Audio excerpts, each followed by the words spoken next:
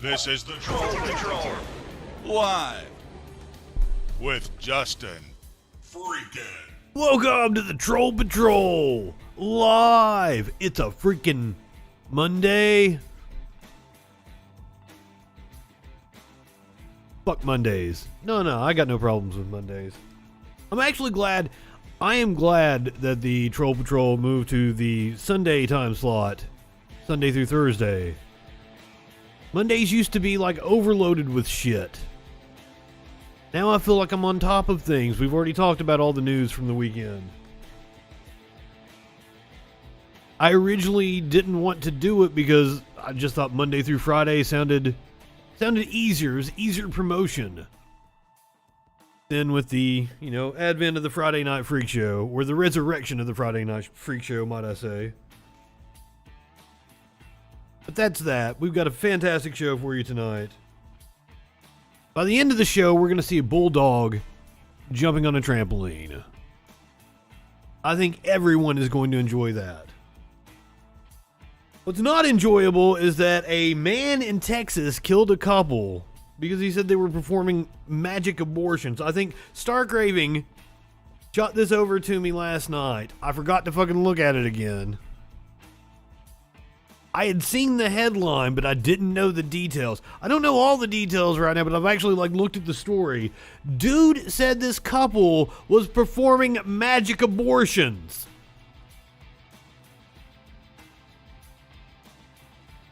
A sheriff in Florida is defending this wild footage. We're going to watch it together. You guys may have already seen it. Apparently, they just unloaded multiple clips into a suspect. I don't know exactly what happened, but the sheriff is defending it, saying evil can never be dead enough. Evil can never be dead enough. That is not the way you want a government agent to be talking about an interaction with a citizen. This country has gone off the fucking deep ends. Even if the dude was fucking guilty of whatever the fuck he's accused of. Or person, I don't know that it was I don't know the details. We'll cover that when we get there. Fucking Nazi got arrested in DC. There's been another fucking attempted terrorist incident. I've got my fuck Nazi shirt on today because fuck Nazis. No, literal Nazi. He had white supremacist shit all over his truck, including a swastika. We're going to talk about the infrastructure. We're going to talk a lot about the infrastructure bill. We're going to get really into the weeds with that. Plus, we got a lot of good video. There were congressional hearings today. Congress is back in session, finally. And, of course, infrastructure is a topic. Oh, I'm sorry. We're going to get into infrastructure, but all these congressional hearings I've got are about Afghanistan. I got confused there. I'm sorry. I'm too high for this. Maybe I'm not high enough. I don't fucking know. But now, usually I'm just scrolling through and there's Dan Crenshaw and I'm like, oh, well, I'll leave it on Dan Crenshaw so I can do my little joke. But this time I left it on Dan Crenshaw and I actually X'd out of the page. And I'm like, oh, fuck. I don't even remember what the fuck he was bitching about that I wanted to rant about. But I went to Dan Crenshaw's page and I just saw this is actually his pinned post. Good afternoon, Cricks. Welcome. His pinned post. Now, before we watch this video, it's about 2 minutes, the conservative guide to the culture wars. I would just like to remind everybody that I would give everything I own, every penny to my name, to piss in Dan Crenshaw's open eye hole. Give me that eye, pussy. So let's see what Crenshaw has to say about conservative guide to the culture wars.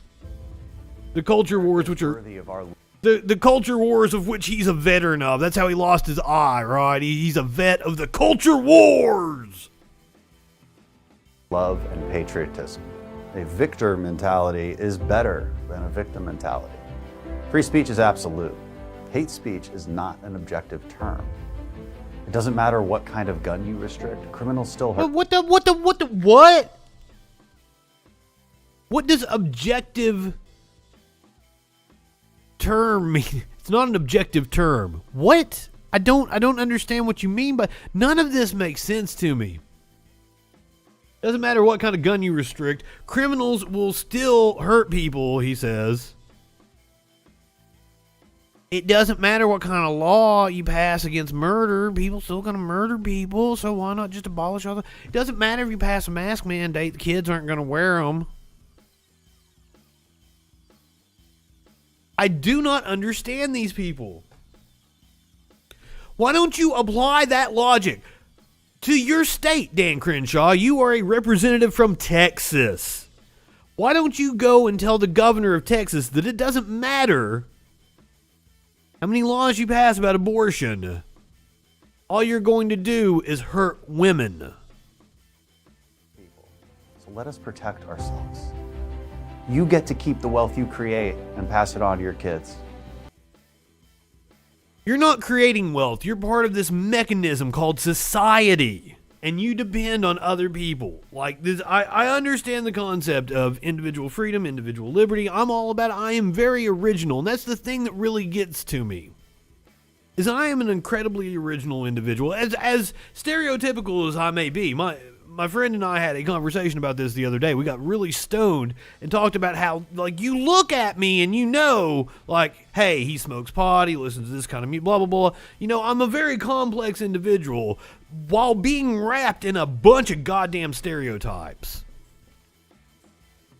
Undeniable. You can guess what side of the political spectrum I'm on by looking at me. You know that I smoke pot.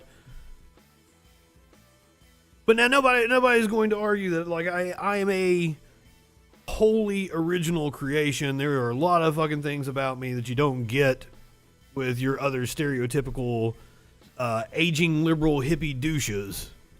I look like that's how stereotypical I am.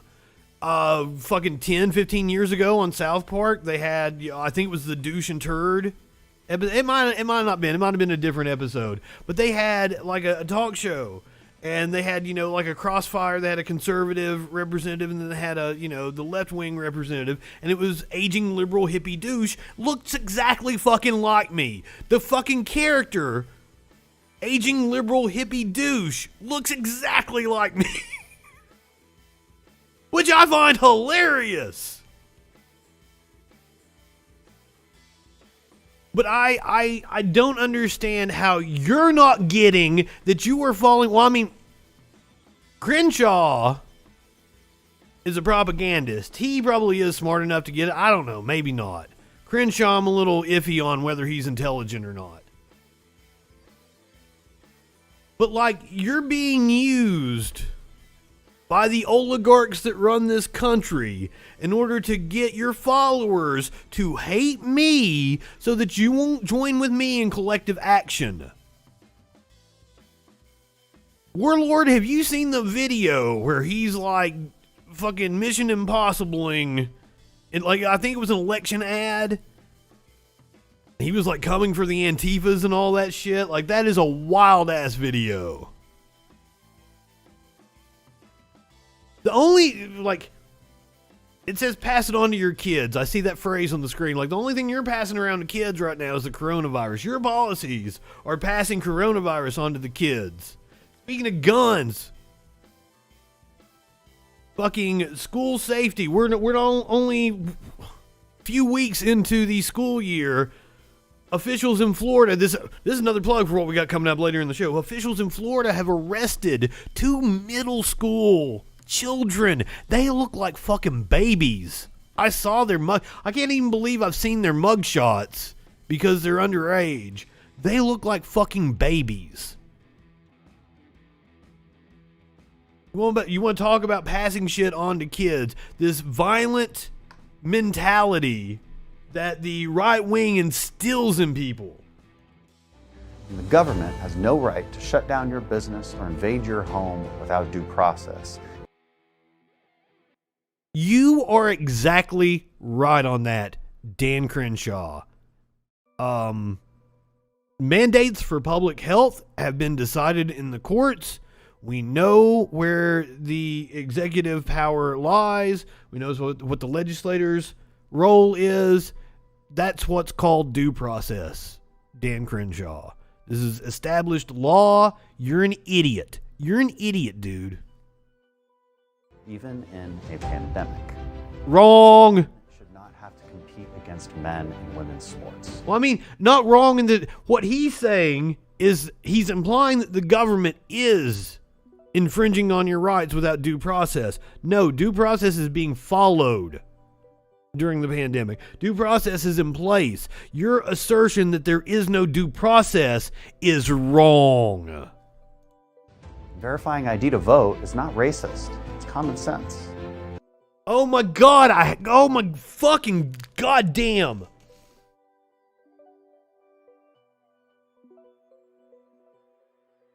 Yes, that statement in and of itself is true. Verifying ID to vote is not racist. You're correct. But Republicans are passing ID laws not because they care about the safety of elections, but because there are a small number of people who don't have IDs, of which they tend to be poor, and in this country, disproportionately, the poor is a minority status. So by passing these voter ID laws, it was actually very cunning on the Republicans' part, because as I mentioned, we lost this one. Public polling is in favor of IDs to vote. I mean, we just got to go with it, but now you challenge it. If you're going to require an ID, the only way it's constitutional and not a poll tax is if you provide IDs to everybody. So that's the route that we have to take, and we have to make sure, like, the government is providing a photo ID to people so that they can vote. But that's the whole reason. Republicans are a minority party, and they are doing everything they can to chip away at Democratic voters.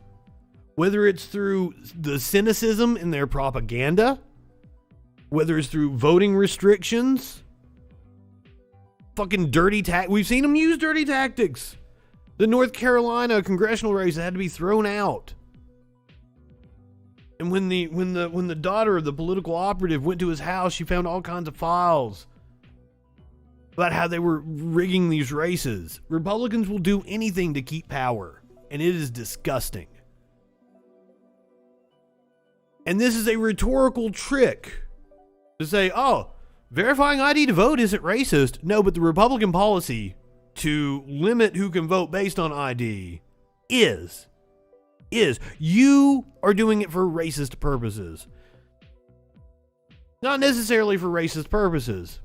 Does it disproportionately target people of color? Yes. They're doing it just to get power, and minority voters are likely Democrat voters, and they know that. Borders and national sovereignty are not racist or xenophobic. Oh my God. Freedom without order. Order without law. Law without morality. Morality without religion, or religion without God. You're innocent until proven guilty. Not the other way around. Well, you don't believe that. You don't believe that. You're a copsucker. Dude, you don't believe that. You believe that people should be allowed to be killed in the streets by the state. Going against many of the other things that you've said in this video. Personal responsibility is a virtue. When they say that thing about innocent until proven guilty, what they're talking about is in the court of public opinion. You can't say anything about me until I've been proven guilty. You can't call Donald Trump a child rapist because he was never convicted of it, but I'm going to call Joe Biden a pedo, and it's on video. Seriously, that's exactly what they mean. Personal responsibility. Personal responsibility. This motherfucker has probably never taken personal responsibility for fucking anything in his life. When he says personal responsibility, he means it as a way to cut the social safety net. That's all that's code for. And never give in to cancel culture. I wish we could cancel you. I'm tired of hearing your dumb ass. Stand for the anthem. Policies that favor one race over another.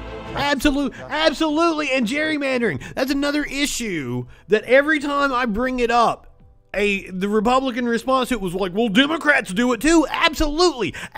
That's happened in Michigan, Pennsylvania, New York State. Absolutely. That's a reason for you to join with me to have a bipartisan commission that uses an algorithm to draw the districts, not based on political lines, but just like fucking randomly assigns people based on the most logical way to draw the district, so we don't have these fucking crazy ass goddamn places that put all the rich people packing in one district, or put all the Democrats in one district, or cracking a district by split. Like when I was in college, the town I was in was split in half by the congressional district so that we couldn't ever go blue. That's called cracking. The line for the congressional district ran right down the middle of the city. I wonder why, because we were actually a liberal area. But oh my God, all our politicians were hard right. And right-wingers should join with me to make sure that our government is more representative of the people. Even if that means that your political side loses out some, because it's what's best for the country in the long run. Otherwise, you are putting your party over country, and you're a piece of shit. And it's Latinos, not Latinx. We need less abortion and more adoption. And it's okay to lose in competitive sports and how does he even get to, like, it's Latinos, not Latinx? How does he get to say that? What authority does he have? What? This doesn't... The world needs less abortion and more adoption. Okay, there's 140,000 children right now waiting to be adopted. What the fuck is stopping you, Dan Crenshaw? Take a few of them in. Oh wait, second place trophies don't help anyone. Oh fucking, you've got the loser president running around still talking about how he won and that the election was rigged. Talk about a fucking loser. I need some introspect. I need some introspect from the people in the Republican Party. Fucking look at yourselves. I don't know what he's like with his one good eye. He's looking off at some script right here. It looks really weird that his one eye is over this way. That's fucking with me. second place trophies, they don't help anyone. And do you know what I would want to do to his other eye? I want to piss in his open eye socket. Give me that eye pussy. We need more police, not defund the police. We don't tear up the past. Yes, we need more of these motherfuckers unloading whole rounds into cars on people that supposedly you said were innocent until proven guilty. That's what I'm saying. Your positions don't make any fucking sense, Dan Crenshaw. We don't tear up the past, we learn from it. Oh, I'm sure you were against taking down the statue of Robert E. Lee. Robert E. Lee was against Confederate monuments. Said it would do nothing but keep open the wounds and civil strife. You didn't learn shit from it, Dan Crenshaw. You're full of shit. We learned from it. Which ones did we miss? Text culture to 49500. Tell us which ones we missed. Text it to him so that they have your number in a database so they can solicit money from you. That's exactly what that shit is. Oh. Talk about Afghanistan. Before we get into the congressional testimony, let's talk about this drone strike. This is a piece in the New York Times, actually a video we're going to watch. If I can get it working here.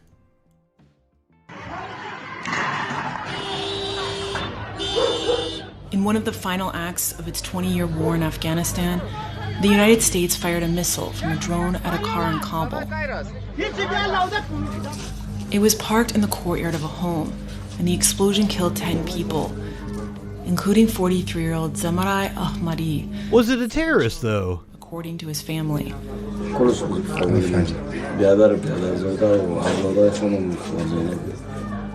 This is the attack I talked about the other day, where we killed children. For the Islamic State, and that his car was packed with explosives, posing an imminent threat to U.S. troops guarding the evacuation at the Kabul airport.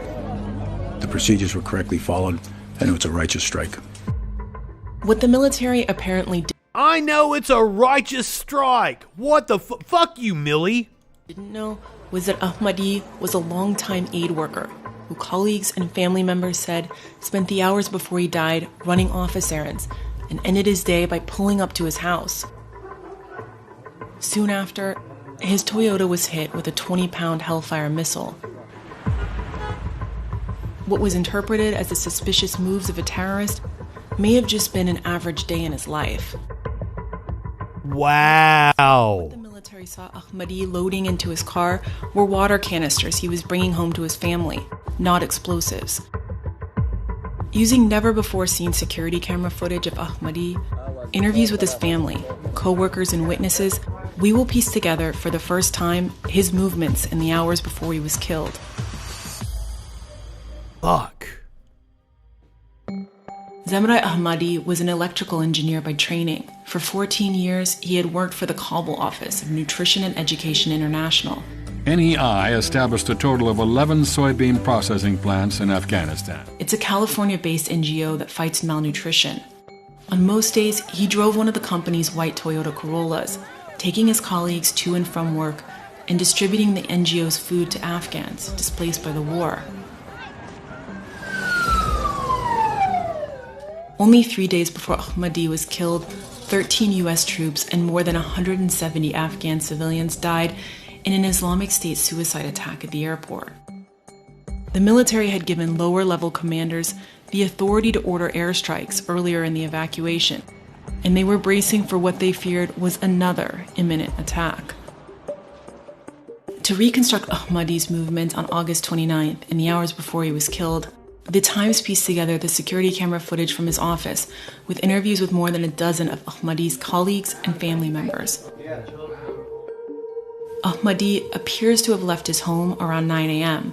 He then picked up a colleague and his boss's laptop near his house. It's around this time that the U.S. military claimed it observed a white sedan leaving an alleged Islamic State safe house around 5 kilometers northwest of the airport. That's why the U.S. military said they tracked Ahmadi's Corolla that day. They also said they intercepted communications from the safe house, instructing the car to make several stops. But every colleague who rode with Ahmadi that day said what the military interpreted as a series of suspicious moves was just a typical day in his life.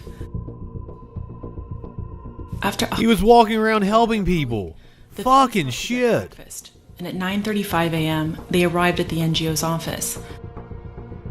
Later that morning, Ahmadi drove some of his co-workers to a Taliban-occupied police station to get permission for future food distribution at a new displacement camp. At around 2 p.m., Ahmadi and his colleagues returned to the office. The security camera footage we obtained from the office is crucial to understanding what happens next. The camera's timestamp is off, but we went to the office and verified the time. We also matched an exact scene from the footage with a timestamped satellite image to confirm it was accurate. At 2:35 p.m., Ahmadi pulls out a hose, and then he and a coworker fill empty containers with water. Earlier that morning, we saw Ahmadi bring these same empty plastic containers to the office. There was a water shortage in his neighborhood, his family said, so he regularly brought water home from the office. At around 3:38 p.m., a colleague moves Ahmadi's car further into the driveway. A senior U.S. official told us that at roughly the same time, the military saw Ahmadi's car pull into an unknown compound 8 to 12 kilometers southwest of the airport. That overlaps with the location of the NGO's office, which we believe is what the military called an unknown compound. With the workday ending, an employee switched off the office generator, and the feed from the camera ends. We don't have footage of the moments that followed. But it's at this time, the military said, that its drone feed showed 4 men gingerly loading wrapped packages into the car. Officials said they couldn't tell what was inside them. This footage from earlier in the day shows what the men said they were carrying.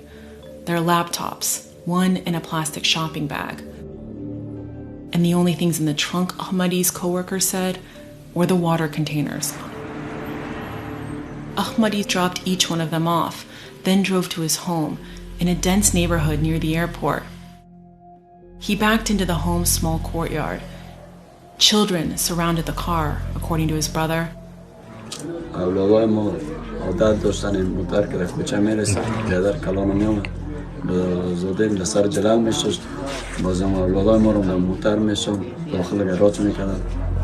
A U.S. official said the military feared the car would leave again and go into an even more crowded street or to the airport itself. The drone operators, who hadn't been watching Ahmadi's home at all that day, quickly scanned the courtyard and said they saw only one adult male talking to the driver and no children. They decided this was the moment to strike.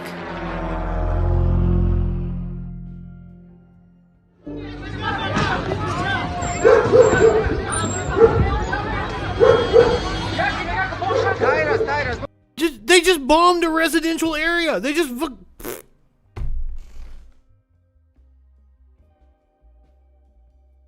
This is sickening. And keep this in mind when we watch the congressional testimony from the Secretary of State and the indignation coming from... There's no war going on. They're in an urban area. This was like the most peaceful area of Afghanistan. This is in Kabul.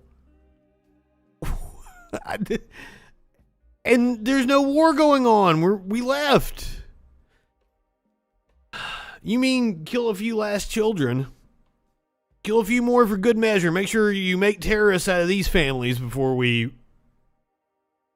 mosey on out. Spent 20 years doing it. God damn. A U.S. official told us that the strike on Ahmadi's car was conducted by an MQ-9 Reaper drone that fired a single Hellfire missile with a 20-pound warhead. We found remnants of the missile, which experts said matched a Hellfire at the scene of the attack. I don't know. I think drones should be outlawed. They should be a war crime. Repeatedly claimed that the missile strike set off other explosions, and that fucking war should be a fucking war crime. Significant secondary explosions from the targeted vehicle indicated the presence of a substantial amount of explosive material. Because there were secondary explosions, there's a reasonable conclusion to be made that there was explosives in that vehicle. But a senior military official later told us that it was only possible to probable that explosives in the car caused another blast. We gathered photos and videos of the scene taken by journalists and visited the courtyard multiple times. We shared the evidence with 3 weapons experts who said the damage was consistent with the impact of a Hellfire missile. They pointed to the small crater beneath Ahmadi's car and the damage from the metal fragments of the warhead. This plastic melted as a result of a car fire triggered by the missile strike. All 3 experts also pointed out what was missing: any evidence of the large secondary explosions described by the Pentagon. No collapsed or blown out walls, including next to the... See, Republicans are going to get all self-righteous and accuse the Biden administration of lying. Turned by a large blast. No destroyed vegetation. But it's not going to be over this. It's going to be over bullshit. That a single missile exploded and triggered a large fire. There is one final detail visible in the wreckage: containers, identical to the ones that Ahmadi and his colleague filled with water and loaded into his trunk before heading home.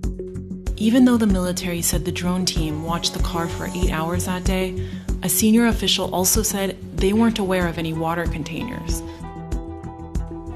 We need to prosecute people that do this shit. And if we know about this one, and this is because the attention that has been paid because of the pullout, Imagine how many that we don't know about. All the fucking weddings and fucking people that work for NGOs, medics we have killed in our drone strikes, the children. It is disgusting. The intelligence that linked him to the Islamic State. But the morning after the U.S. killed Ahmadi, the Islamic State did launch rockets at the airport from a residential area Ahmadi had driven through the previous day. And the vehicle they used was a white Toyota. They just got the wrong car? Is that it? The U.S. military has so far acknowledged only 3 civilian deaths from its strike and says there is an investigation underway. They have also admitted to knowing nothing about Ahmadi before killing him, leading them to interpret the work of an engineer at a U.S. NGO as that of an Islamic State terrorist. 4 days before Ahmadi was killed, his employer had applied for his family to receive refugee resettlement in the United States. At the time of the strike, Wait, I don't understand why the U.S. is even allowed looking to the U.S. for protection, to fucking just they instead drop became bombs willy-nilly in other countries. in America's Fuck off. last war. I don't. We don't have the authority to do that shit. What the hell? Story. Our latest visual.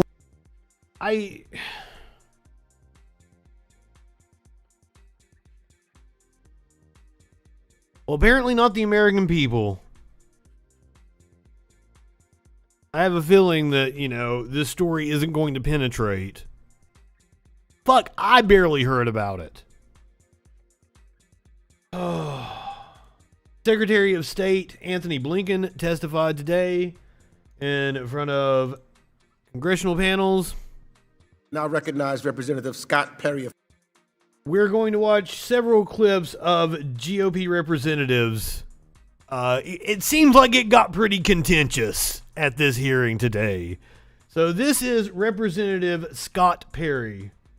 Pennsylvania for 5 minutes. Thank you, Mr. From Chairman. Pennsylvania. Lincoln, assuming it's not classified, can you tell us where you are today? Yes, I'm at the State Department. Oh, couldn't be bothered to come down here and see Congress. All right, that's great. Sir, excuse me, sir. My understanding is that the House is not in session, and that's why the session has been. I'm right here, Secretary. So's the chairman. So's the ranking member. We're We're here, Mr. Chairman. Reclaiming. Wow, what an asshole. First off, Blinken was just in Qatar like just a few days ago. So, hey, he's appearing virtually. I would think if you've been traveling abroad during a pandemic, it's probably best that you limit your exposure anyway. But go on, Representative Perry. My time. Did state at any point in the evacuation process block American citizens from leaving Afghanistan? No, we did not. None. Your testimony before Congress is that state didn't block any American citizen. I don't remember hearing any reports of that. My officers, men and women, ran into the building from around the world to help Americans get out. It's a simple yes or no. I heard you do it with Mr. Connolly. You can do it with me. Yes or no? I just want to clarify.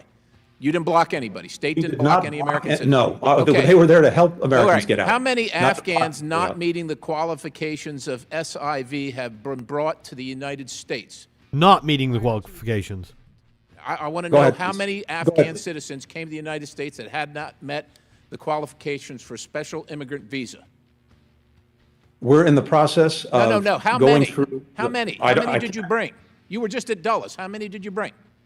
We will have, by the end of the month, we will have brought a total of approximately 60,000. That have not met the SIV process. Some of those will have been through the SIV process. All of them, regardless of SIV status, will have gone through rigorous security checks. First at the transit points outside of the United States. It'd be nice if that was done before we States. brought these people to the United States of America. Mr. Secretary. Well, which do you want? Like, you guys were losing your fucking minds about getting people out. Might I add that the Republicans voted against expediting that process he's talking about. States before they are resettled into like a couple months ago, before we ever started the pullout. Citizens that are allowed to leave these resettlement communities, Fort Dix, Dulles, etc., that are allowed to leave at any time they want. None of them are leaving unless they are vaccinated for COVID. Is that your testimony? They're tested for COVID and vaccinated for COVID. Vaccinated before they leave. That's my understanding. All right, thank you, Mr. Secretary. Apparently, they've had a few measles The outbreaks. United States of America to take hard-earned tax dollars and pay terrorist organizations. What? It is not. It is not. So your testimony earlier is that we're sending taxpayer dollars to Afghanistan right now for humanitarian relief. Who are we sending that to? To NGOs and to the United Nations agencies who are using that assistance, not to the Afghan government. Why the fuck would an NGO help you? Like, you kill them. We just saw apparently, he's pretty high up in this NGO get drone striked. Not to the Afghan, the Taliban government. How are you accounting for that? How are you making sure that the Taliban government is not receiving that? As we do around the world in places of conflict where we provide humanitarian assistance, working through UN, working through NGOs with long-tested methods to make sure that the assistance provided goes to the people who need it, not to the government in question. Is it your understanding that over the past 20 years, the United States taxpayers have paid Pakistan, who has then used that money to support the Taliban, the Haqqani Network, ISIS-K, Khorasan Group, etc., for the past 20 years? Is that not I thought we funded gender studies in Pakistan. We should all look at together right. About the involvement of Pakistan. So I would say that we should no longer pay Pakistan and we should pay India. Let me ask you this. I just have a couple more questions for you. Why are we paying anybody? But I think it's interesting. How long was your recent interview with the FBI, and was it a deposition? I'm sorry, I don't know what you're referring. Are you saying that you have not had a recent interview with the FBI since becoming Secretary of State? I'm not sure what you're referring to, and I'm happy to take that up with you offline. Did the State Department turn over documents to the FBI related to Hunter Biden, Burisma, or the Blue State Strategies Corporation? You'll have to. So you have no knowledge of this. You have had no. You don't. Hunter Biden. Had an interview with the FBI since becoming it would not be Secretary appropriate of for me to comment in a public forum on any legal proceedings that the department. I'm not asking you to cooperate. I'm not asking you to comment on the. He's got 5 minutes to question the Secretary of State. Since becoming Secretary of State.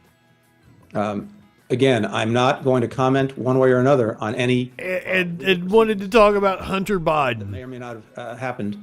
Have you sought to? Let me remind the gentleman that the topic of this hearing is Afghanistan. That's what we're. I appreciate it, Mr. Chairman, but the Secretary generally refuses to answer questions about Afghanistan, so I just figured we'd talk about something he should be intimately familiar with. Have you sought to alter any of your testimony? Who is this asshole? Investigation regarding this topic, Mr. Secretary. Gentleman's time has expired. Also, for the record, make clear that this is a hybrid hearing. Just as members had an option to come or to be other places, the Secretary also. It's a hybrid hearing because we are not in session. Mr. Chairman, Mr. Chairman, point of inquiry, if I could. Who seeks recognition? This is Congressman Issa. Just for my edification, was it expressed to the Secretary that he had a choice of either one, or was he invited to come here, or was he alerted to remain there? And he just said you both had the option. He just said you both had the option. Yes, because I think we all agree that. Yeah, I saw that Fox Nation is bringing back cops. Better, but if it was an option or for whatever reason, because I want to make sure that it's clear that the Secretary may have done no wrong, even though many of us would prefer him to be here. The Secretary has done no wrong. It was an option, and I made it as an option as I've done with every member. Okay, thank you, Mr. Chairman. Fucking shit. Up next, we have Representative Joe Wilson, I believe from South Carolina. He is famous for the Obama State of the Union. 2009? No, it wouldn't be 2000. It would have been 2010. It was Obama's first State of the Union. We're like, it might not even been the first, might have been the second. Like, it was after the Obamacare passage. And this motherfucker, yelled out, "You lied!" In my service on the Foreign Affairs Committee, the Global Terrorism Subcommittee, the Armed Services Committee, the NATO Parliamentary... I didn't know he was still in Congress. Commission. I've always been impressed by American Foreign Service diplomats worldwide. Their dedication to service is inspiring. That is why I am shocked at your actions superseding military advice, leading to the surrender in Afghanistan to be a safe haven for murderous terrorists. Biden and Harris have also opened the southern border. But I'm pretty sure this is the same hearing. This allows Representative Joe Wilson is like, why aren't you here with us? And then the next dude we hear from, Representative Joe Wilson. As many Americans as possible. Did I just say Joe Wilson twice? American families have never been at a greater risk of attack. Other dude was Scott Perry. Today, as the global war on terrorism is not over. And then Wilson is sitting like in his fucking office, zooming in. As the grateful father of an Afghanistan veteran, I especially see your actions as indefensible. With 12 you came in at the boring stuff. Army National Guard troops, the 218th, or what you would find boring. Bob Livingston, I know firsthand they appreciated serving with their Afghan brothers. Give it about another hour and we're gonna have some insane, like, please stay tuned. The busting out of the Mexican cartel boss. We've got like fucking video of that shit.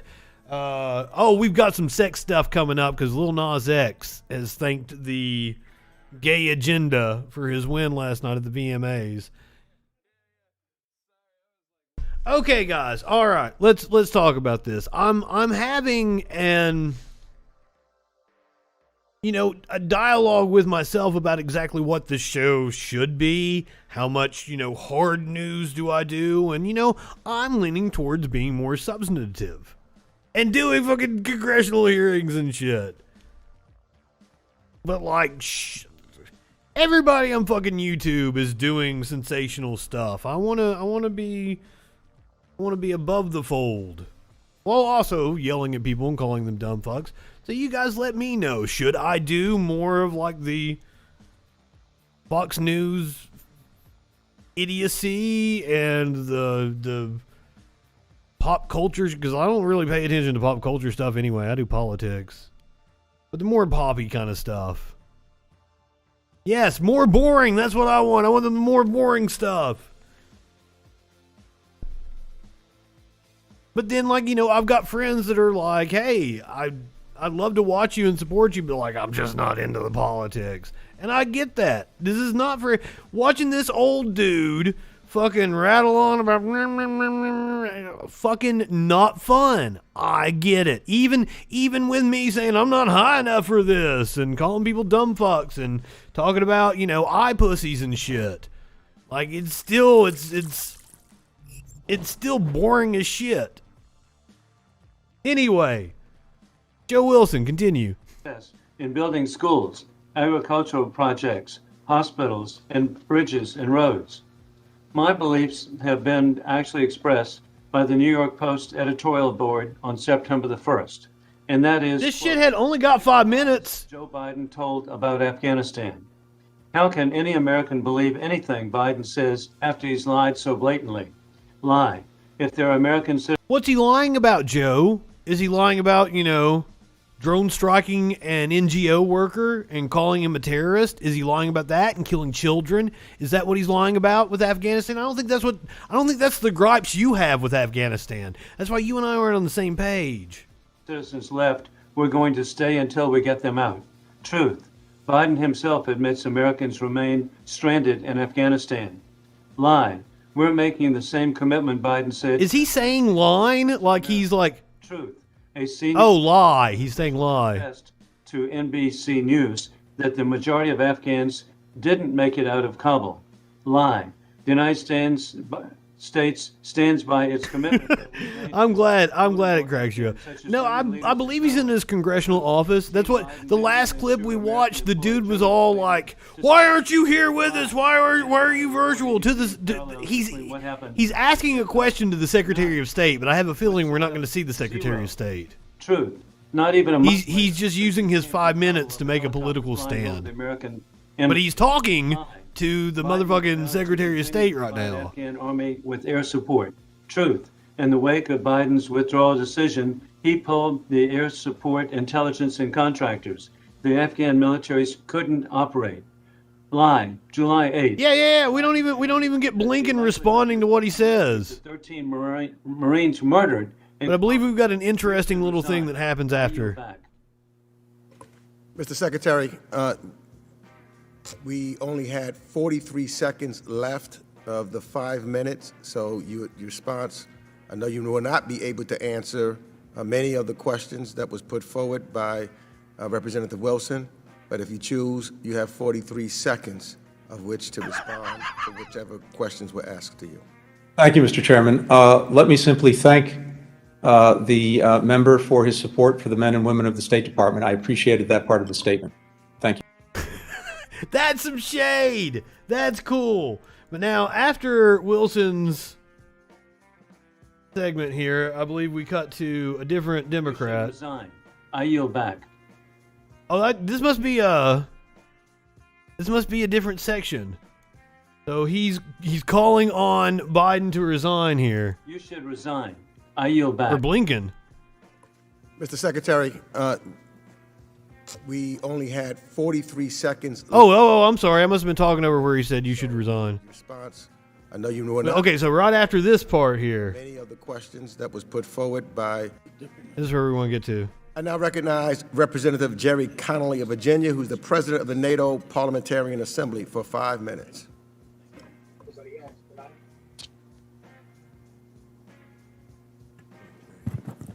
Secretary Blinken, Anthony Blinken.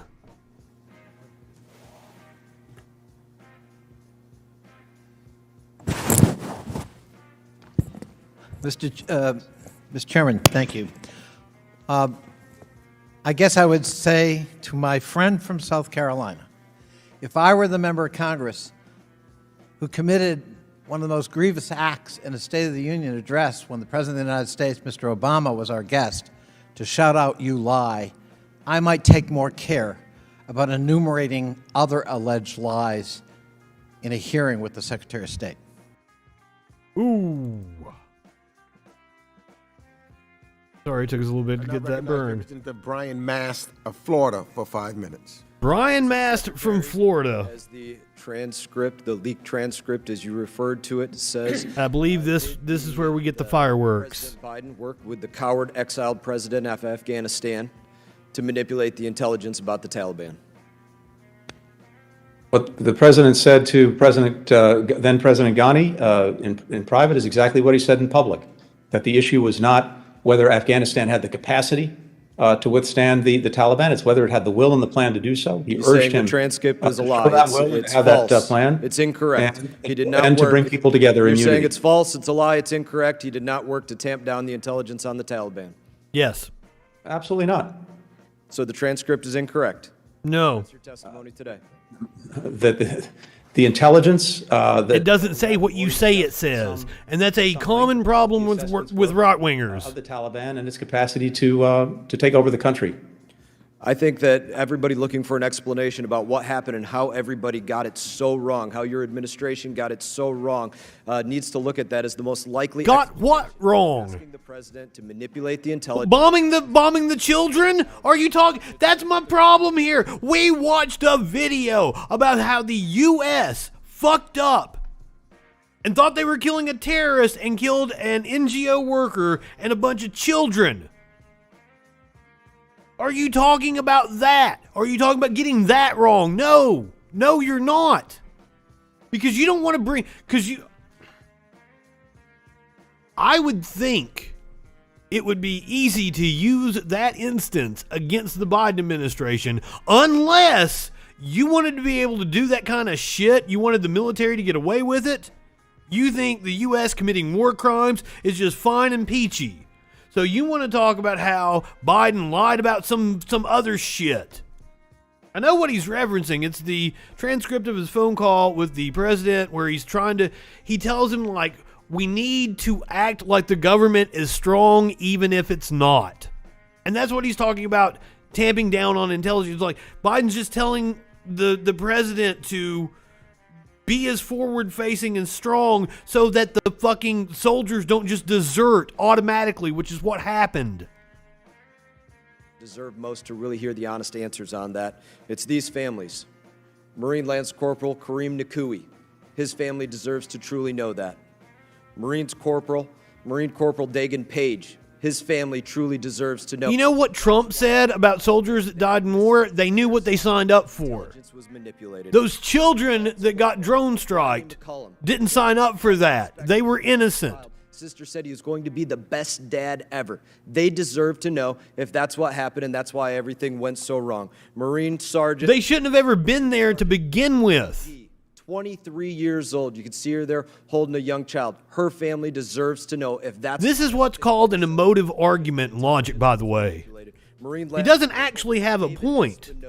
He's just wanting to tug at people's heartstrings. If that's why everything went so wrong, is because the intelligence was manipulated. Marine Corporal Humberto San... The intelligence was not manipulated. My kid was a hero. That's what was said. That's what his mother said. Deserves to know if that's why... And that's another thing that pisses me off so bad about them, is that they will misinterpret anything, 20 years old, family... anything and everything, and get it completely fucking wrong, say people said shit that they didn't actually fucking say. Two sheriffs plan to follow in... But you can point to, like, Trump said, you know, inject fucking bleach in you, and they're like, he didn't actually say that. And they'll get super pedantic with you. And like that's not exactly what he said. That's what he implied. We will try. I don't remember exactly how he said it. They deserve to know if that's what happened, if that's how everything went so wrong in Afghanistan. Marine Corps Sergeant Johanny Rosario Picardo. Family deserves to know if that's why everything went so wrong, because you all worked to manipulate the intelligence of what was going on with the Taliban. Nobody worked to manipulate the intelligence. Joe Biden of all fucking people, he knew it. He knew it in 2009. We know this now. In the meeting with General, what was McChrystal or Petraeus, whichever fucking general it was, it might have been both of them. Where I think it was both of them. I think because it was Petraeus said that the Afghan government was nothing but a criminal syndicate. And Joe Biden asked a question that was basically, well, what difference does it make if we stay there a day, if we stay there 10 years? If it's a criminal syndicate, it will still be a criminal syndicate no matter how long we stay there. So Joe Biden was on the money fucking 12 years ago. Fuck off, dude. Had a smile on his face, was the kindest person. They deserve to know if that's why everything went so wrong, because you all manipulated intelligence. Army Staff Sergeant Ryan Canals. He should be ashamed of himself. Was to give back. If he knows better. I don't doubt there's stupid members of Congress that don't fucking know any better. This dude actually believes the shit he's saying. Intelligence. If President Biden manipulated intelligence, and that's what led to everything going so wrong. Nobody manipulated intelligence. What you're saying is complete and total bullshit. His family deserves to know if that's why... How many more pictures have you got? Hearings on what's going on with that leak. I thought you were only focusing on the 13 and not the like almost 300,000, or I'm sorry, 300. The other 3,000 soldiers almost that died. Of 2020, we deserve to know what's going on with his release. The thousands upon thousands of civilians that died. Whatsoever what you're saying about the administration not working to manipulate that intelligence, to me, that is the most logical. And once again, Secretary Blinken not going to get the chance to respond to this. Got this so wrong about what was going to happen in Afghanistan. Why it would seem somehow logical for President Biden to leave the, quote, most advanced military weaponry. Why some would not speak out against... I hope the chair gives him extra time. False intelligence because it was coming from the top down to manipulate it. In my opinion, that's absolutely aid and comfort to the enemy. I absolutely wonder if you were complicit in this as well. I find it hard to believe that President Biden would do that without you being aware of this. And these are things that we deserve to know better answers, have better hearings on this. I do not believe a word that you're saying on this. Simply put, I do not wish to hear from you. I'm not simply yielding you a put, moment Congressman, of time. what you I'm said not is yielding dead you a moment wrong. of time. Whoa, I'm not yielding a moment of time to you. Not even going to let the secretary say, please, chair, give him time to knock down that bullshit. wish There to was hear no your lies. manipulation You of heard your intelligence, lies when you step period. up in front of the camera. And Not listening you to have all been Don't wish to hear regularly your lies. apprised of the intelligence no, thank you for your assessments. lies. All the way Gentlemen, through over the gentleman was months. suspended. And Hear that your is lies. simply The gentleman's not true. time- Not looking to hear The secretary's gentleman's time lies. has expired. And so has the The secretary. gentleman's time has so expired. is the secretary. The secretary can answer the question. I didn't ask him a question. You did ask a question. I don't want to hear from the secretary. gentleman's time he lies to has us when he expired. steps in front of the camera. That's The what Fucking get the sergeant at arms and yank him out. Fuck him. expect the Secretary, Taliban to live up the to their gentleman's commitment to time counterterrorism. Least has believable answered- thing I've ever heard. The gentleman's time has expired. People need to use common gentleman's- sense. Well, the military, like, I've seen them like, oh, the Taliban has all this gear, blah, blah, blah. The military stripped everything. They've got like a protocol for that shit. Mr. Secretary, if you wish, you may answer the question. We don't need to hear lies. Thank you, Mr. Chairman. Just to respond briefly, what the congressman said is simply wrong, period. Second, I think virtually every member of this committee has had access to or been apprised of the intelligence assessments throughout the year. And you know what they were, you know what they are. And we will Neither of these parties represent me. those assessments and those briefings in the weeks and months ahead. You've heard There's nobody to root for here. say that he has not seen anything that indicated to him or to anyone else that the Afghan government and military would collapse in 11 days. The director of national intelligence. Who are you calling a bitch? Is it Even in the me? days leading up to the Taliban Do I have channel points? I don't intelligence know. agencies did not say collapse was imminent. What am I supposed to do with them, Adam? I don't know how Twitch works, including dude. in the intelligence community. And I could go on. So what has been said and alleged is simply not true. And that would be. I now recognize the gentlewoman from Nevada, If President Ms. Dina Biden was Titus from manipulating Nevada, intelligence. is now Obvious recognized assessment. for That 5 makes minutes. sense. That's why it all adds up. Fucking just keeps talking over the chair. Should have absolutely grabbed the sergeant of arms and yanked him out. I believe we're still doing the Blinken hearing, and this is... Secretary, you testified that... I wrote Representative Smith. I don't know who that is. Encouraged Americans to leave the country. But, you know, simultaneous with that was statements being made, including by President Biden, that Afghans' military capability was 300,000 man strong, and that they had the best training imaginable. So, at best, I would say they were misled. And you don't mention withdrawal conditions that were placed by President Trump on any exodus from Afghanistan. But I do have a couple of questions I'd like to ask. Yeah, but I ain't got no channel points. And support President Biden's July 23rd phone call. Oh, I don't have that set up for you guys? Oh, I didn't know. Untruthful about the Taliban's success. According to Reuters, which reviewed both the transcript and the audio, President Biden said, Can quote, you as a moderator do that? whether it be true or not, there is a need to project a different picture. Was that Oh shit, that's by President Biden, or was Are you guys serious? You probably do have a shit ton. Oh my god, that's like free money for me. I don't know how to do that. I don't know what you guys are talking about at all. I don't know how any of that shit works. I mean, I know I've got channel points because every time I go into somebody's stream, I try to spend them. Okay, Warlord, I will do that. I will totally do that. I'm missing out on some shit, I guess. I was wondering why nobody hop trains my fucking shit. That was fiery, though, between Representative... Who the fuck was that guy? Representative Mast.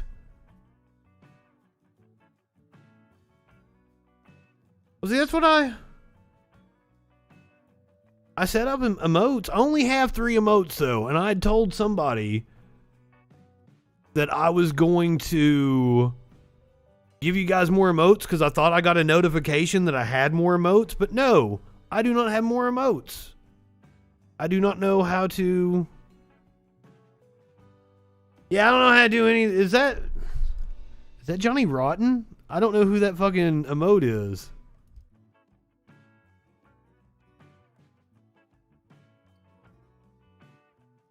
I don't know what you guys are talking about. Like, I know what level I am on, you know, like Injustice. I know what level I am on, like, fucking God of War, the games I'm playing right now. I don't know about no fucking level on Twitch. Which I need, man, like, I've got the capture card and everything to play my PS5. It's a fucking headache to get everything set up. And I can't ever get the fucking audio working. One of these days, I'm going to start streaming my games. I mean, I've made, you guys have emotes. You got the troll and the snake. I don't have more slots. Yes, I'm an affiliate and I got to affiliate like extremely fast. I've been affiliate most of the time I've been on Twitch. I appreciate you guys for that. But yeah, I don't know how Twitch works. I barely know how doing moderation on other people's channel works. I get a little like giddy about doing it when I'm over on like Echoplex and shit.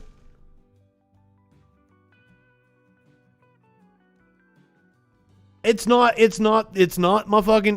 my setup. It is the capture card with the audio.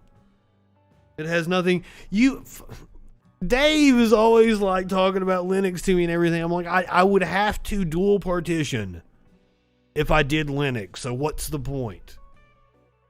I would have to keep Windows for all the fucking programs that I've tied into. Because like, I've got a million different programs that I have to sign into, apps I have to sign into for different clients I have.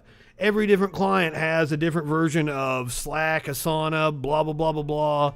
And I got to be able to be flexible to service all my clients, you know? So I would have to do. I don't think I can Linux with Adobe either, and I'm an Adobe fanboy. That Dan Crenshaw stinger that was totally made in After Effects.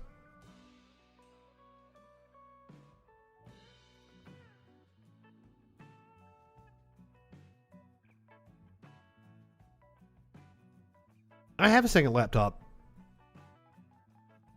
I have a laptop that I do illegal things on. Can you guys not turn that on? You guys have moderator fucking shit. I'm pretty sure all of you are like the highest fucking form of moderator I can make you that gives you like the most privileges.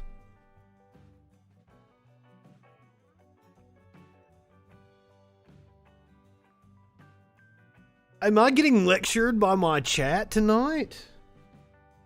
What an interesting conversation this has turned into. I'm not high enough for this. Rewards for... Oh! So I have to create the things like the hydrate and shit. What do I make? Do I let you guys decide like you want a fucking, you know, a moron pop up or something? Okay, and also like... The only reason I haven't made it to where it pops up and says like, you know, new follower and, you know, has like the alerts and shit and makes the fucking emotes go across the screen is because I can't also do it for like YouTube too. And I feel like I'm discriminatory if I don't. I should totally set it up for you guys to be able to like have your emotes go across the screen and shit, shouldn't I? You guys want that.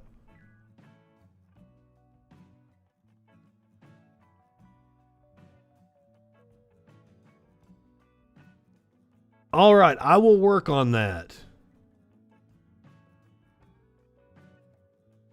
I don't know. I'm lazy. I don't feel like doing. And usually, what it is I get to like I have to log in and go verify an email or something. I'm like, fuck this shit, and I just quit.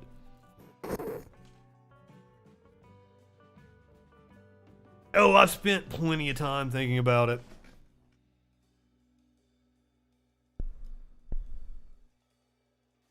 I spend too much time thinking about it. I'm not high enough for this shit.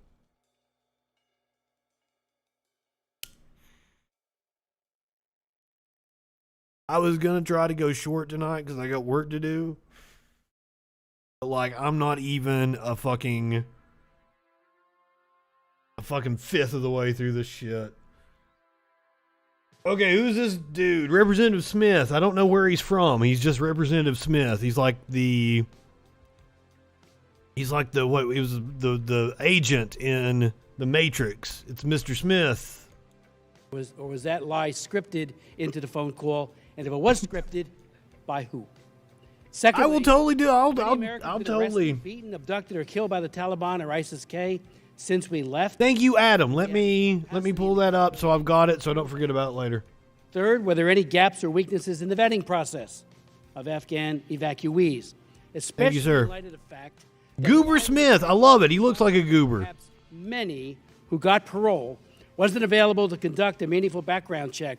Are you concerned that the Taliban may have embedded its members as evacuees? I visited our base at Fort Dix recently with some of the other members of Congress and our governor, and asked a number of questions.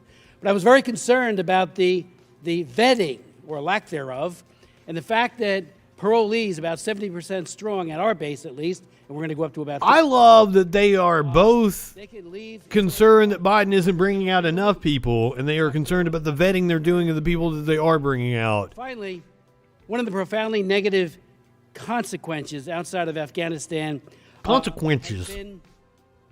Not to make fun of somebody who fucked up the way he's talking, because I do it all the goddamn time. Including CCP-run Global Times, and I read it every day, are saturating the Taiwanese with messages to give up and surrender to Beijing because the United States will, just as it did in Afghanistan, abandon them too. That's what the Global Times is saying. But if you could start off with the first question, I would appreciate it, and go through them. Thanks very much, Congressman. Let me see if I can address all those questions.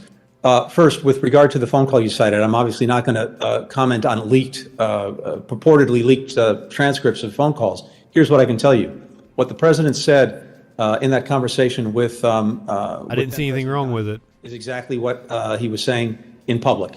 And it's this, that the issue is not the capacity at that point of the Afghan government and the Afghan security forces to hold the country and to hold Kabul. It was their will and whether they had a plan to do so. And we were concerned that they were not demonstrating that. No, they didn't have a plan to do so. They were always going to flee. They were always going to take the money and run. His forces, based on the military advice. Was it Steve Miller Band? Military leaders, to make sure that he could defend the places that needed defending and not overstretch those forces. And he needed to bring people together. I understand that, but my question is about the truthfulness.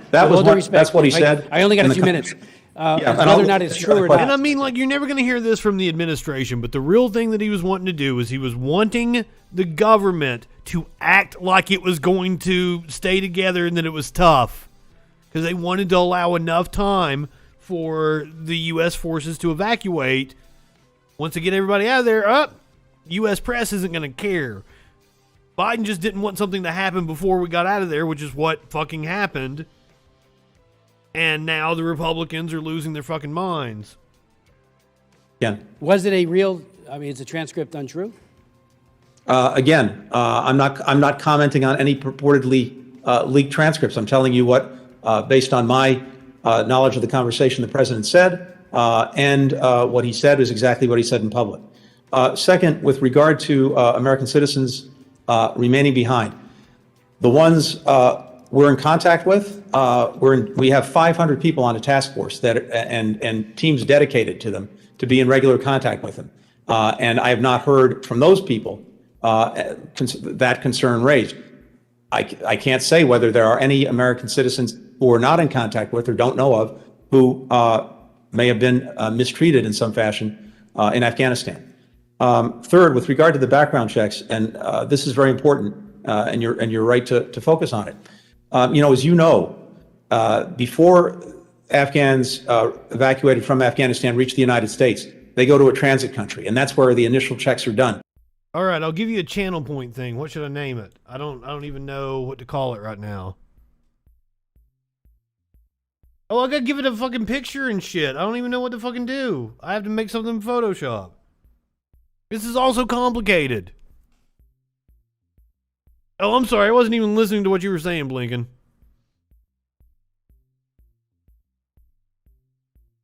Yeah, that's what, like, if it's on default, Like, it was turned on. I don't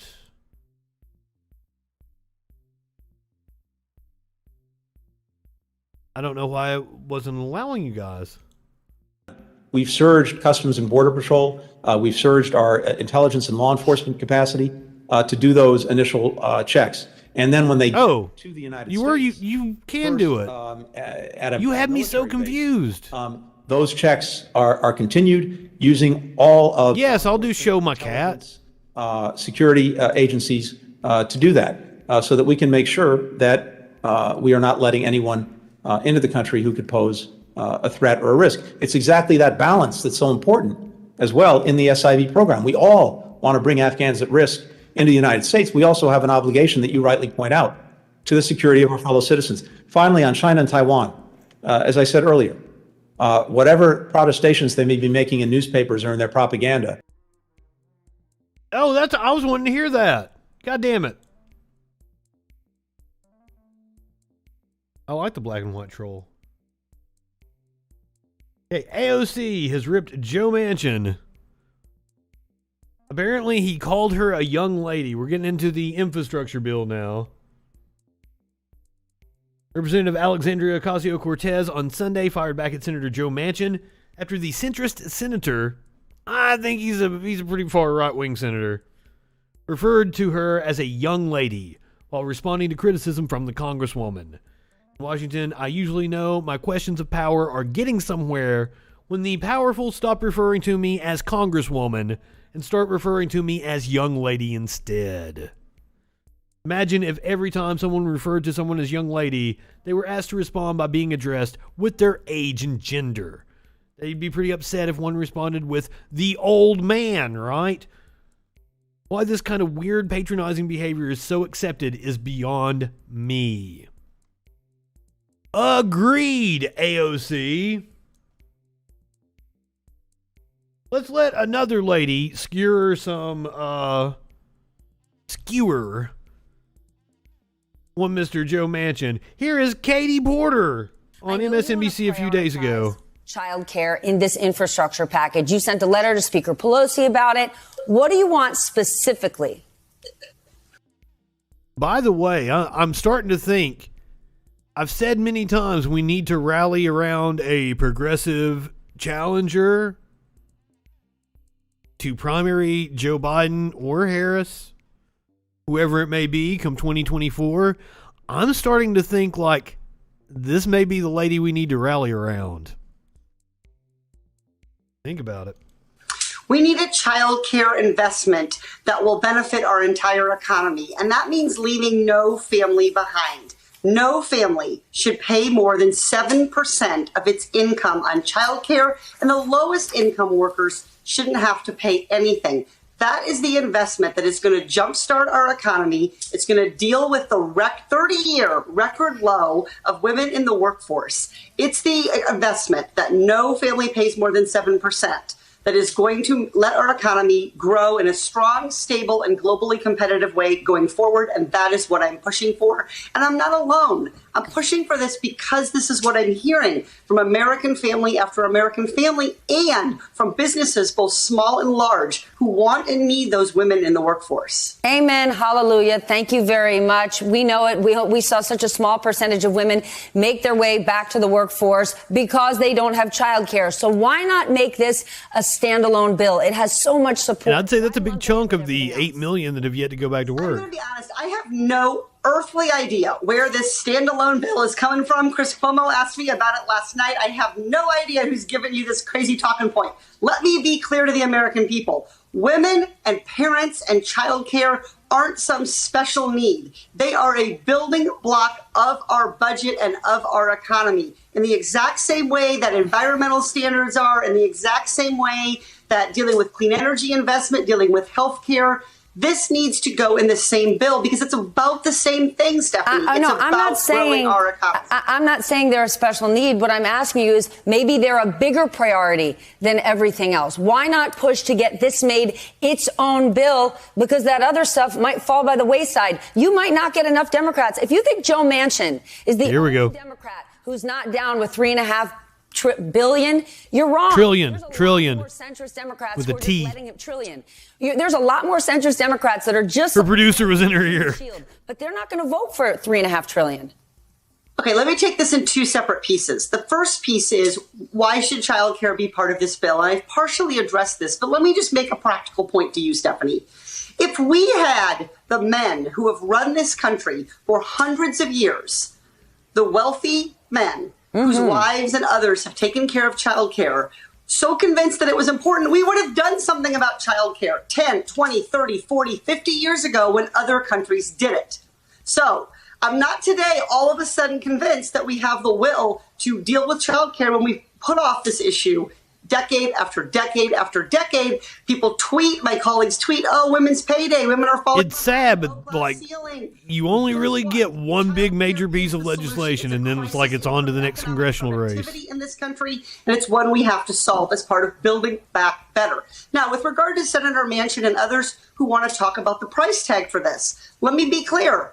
You are a business person. You get it. You can do math. If something costs A, then you have two options. You can negotiate down from A, or you can find the money. We have revenue options on the table. There are a huge number of corporations that pay zero taxes. And by making savvy revenue choices, for example, using a real corporate profit approach to dealing with those corporations that pay zero, we could generate $700 billion. If we use the corporate minimum tax approach, we're going to generate... I've never seen a news anchor do that during an interview. Right there, Senator Manchin, right there, anyone who's worried about spending, we can generate the revenue so that this isn't about $3.5 trillion in spending. It's not even now about $3.5 trillion in spending because we're going to generate the revenue to pay for these things. Yep. I have the will to do it. The question is, does Senator Manchin, or is he more concerned about his corporate donors, including large corporations? Yep. Well, not just his corporate donors, his personal fucking pocketbook. The motherfucker's heavily invested into the coal industry. And his daughter, as we know from the reporting in The Intercept, was lobbying for the fucking EpiPen bullshit. It's clear that he wants to. I mean, like the EpiPen thing doesn't stand like. I don't know exactly what in the bill like the pharmaceutical industry would be against, but that's an example of just how the entrenched interests dominate Manchin's thinking. Industry and others who are getting away with paying nothing under our current tax system. All right, well, how about tax right. enforcement? It was dropped from the bipartisan bill, but the Treasury Department just said that the top 1% are evading, I'm not talking about adding new laws, evading $163 billion every year. Shouldn't beef up enforcement, refunding, putting more money into the IRS to enforce the existing tax laws, wouldn't that be a great part of Yes, that's what... Heck yes, Stephanie. But look who took that out. The very same people who are complaining that we can't afford to make investments in regular American families are the same ones who are trying to shield the tax cheats of this country. It's almost like they're being paid by the corporations. We should fully fund the IRS enforcement. Every American should pay their fair share, whether you're a huge corporation or a entry-level worker. But right now we have a system in which the everyday people pay and the super, super wealthy, that top 1%, those huge multinational corporations, get away with paying nothing. I and the other people who are pushing to invest in American families, including through things like childcare, are the very same people pushing to fully fund the IRS. I'd like to see Senator Joe Manchin come out in favor of fully funding the IRS, in favor of having a fair global corporate tax system. And once we've raised that revenue, then I'm willing to talk to him about what we need to do to create a budget bill that meets his goal and his definition of being fiscally responsible. I think it's dead on, fiscally irresponsible for Senator Manchin to refuse to raise revenue and at the same time, out of the other side of his mouth, maybe the side of his mouth that he uses to talk to his corporate donors, complain that we can't pay for the things that American families desperately need. Katie Porter, you are taking no prisoners today. We have no time left. I'm getting screamed at in my ear, but I don't care. I have to ask you. California recall happens in less than a week. What happens if Gavin Newsom loses? This is your state. Gavin Newsom is not going to be recalled. We have one of the lowest COVID rates in the country, one of the highest vaccination rates, and one of the fastest growing economies. I live in California. I'm raising my family here. Things in California are going well. This recall was is a part of our California process. It's going to be an election. I've already mailed my ballot in, voting no. I'm making sure that we continue to have the Governor Newsom's leadership. Millions of Californians have joined me. I can't. Don't forget to vote. Any of my friends out in Cali. Forward as a state. Yes, fuck you, sponsors. I love it. The reason why I think Katie Porter might be the person we should rally behind is because, like, she looks like a librarian, right? Like I hate to say it, but race is still going to play a factor. And she doesn't scare, like, fucking Ilhan Omar scares white people. Rashida Tlaib scares white people. Even AOC scares white people. Katie Porter, they don't have the same argument against. Like, their shields come down. And I assume it's because of, she's a middle-aged white lady. And she seems not threatening, but yet, she got some fucking claws. Katie Porter takes no prisoners. Is every fucking interview, every congressional hearing. And she's good at breaking things down in plain talk. She doesn't talk like somebody who's talking down to people, but she's also fucking sassy. So I think that might be, and she's also, of the other high-profile Democrats in the pool, she's probably the most seasoned. She's probably the one that is the most experienced in politics and has had the most screen time and has the most recognizable. Well, I don't want to say recognizability, because man, every goddamn right winger in this country knows who Ilhan Omar and AOC is.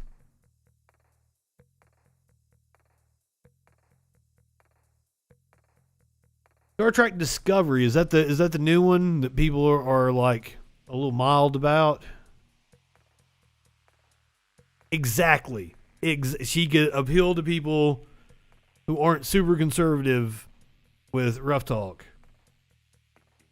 And even might win over some conservatives, because there is a whole strain of the Republican Party that is very anti-corporation and has just had the wool pulled over their eyes.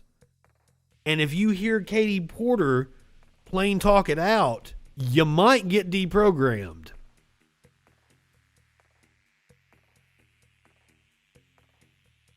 Be cool if Katie Porter could pick a Supreme Court justice. But hopefully Biden will get to pick a Supreme Court justice, though that doesn't look likely.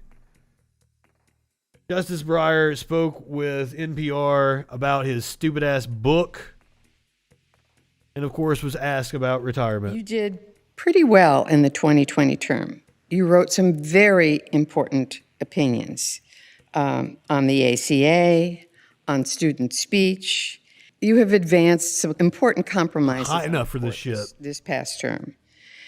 So at least as I look at things now, I would guess that at some time relatively early in the upcoming term, you will announce plans to retire. Am I wrong? I'm only going to say that I'm not going to go beyond what I previously said on the subject, and that is that I do not believe I should stay on the Supreme Court or want to stay on the Supreme Court until I die. And when exactly I should retire or will retire has many complex parts to it. I think I'm aware of most of them, and I am and will consider them. Well, what are the factors that a justice... Oh, there are quite a few, and I'm not going beyond what I said for this reason that I would like this interview to be about my book. I bet you would, you piece of shit. Stuck up your own ass.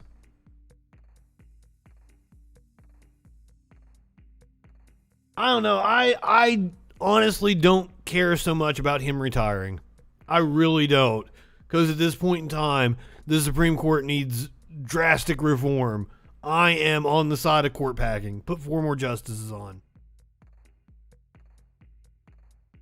I don't give a shit. Republicans would do it if they had the opportunity. So fuck off. Put 4 more justices on. There is nothing stopping Biden from doing it. Now there is the commission. Supposedly we're going to hear from the commission. When was the... He issued a commission that was supposed to take 6 months to look at this. I don't remember exactly when that was. So I don't know how close we are to getting a report back on what steps he might take to reform the Supreme Court. Now, I don't know about Biden. I'm going to quit trying to predict what his position is, because I've been wrong about him so many times, because I didn't think he was going to lobby against the filibuster. Apparently he's going to. Now, he's flip-flopping, but he's flip-flopping in ways I like. But we'll see. Let's see if he actually has the balls to pack the court. He said he wouldn't. Amy Coney Barrett, and believe me, the right wing is going to go nuts if he actually comes out and says, all right, let's name 4 more justices. The right wing is going to go ballistic. And you're going to see all the clips of him from the campaign trail last year and the debates and shit, talking about how, I don't remember how he said it.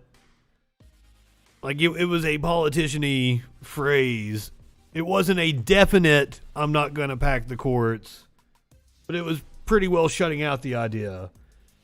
Amy Coney Barrett said in a speech over the weekend, the Supreme Court is not, she said, a bunch of partisan hacks, which is exactly what a partisan hack would say. Supreme Court Justice Amy Coney Barrett pushed back Sunday on perceptions that biases have crept into the highest court in the U.S., per the Louisville Courier-Journal. Comments by the Trump-appointed conservative justice come weeks after the Supreme Court allowed Texas's ban on most abortions to remain in place in a 5-4 vote that President Biden called an unprecedented assault on a woman's constitutional rights. I had to think there for a second. Has it been weeks since that? It has been. It was the 1st of September. It has been weeks. The U.S. Justice Department has filed a lawsuit challenging the constitutionality of the Texas ban.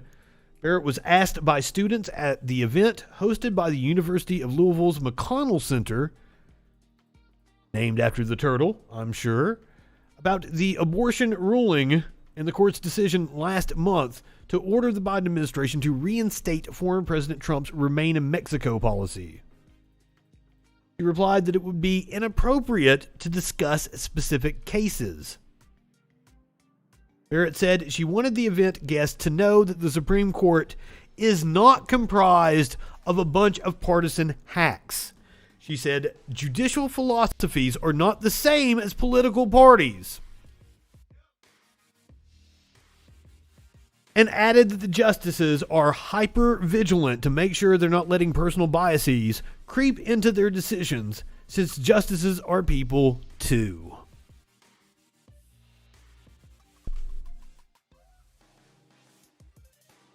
Ma'am, fuck all the way off. So I saw this video. Coney Barrett, one of the lasting consequences of the Trump administration.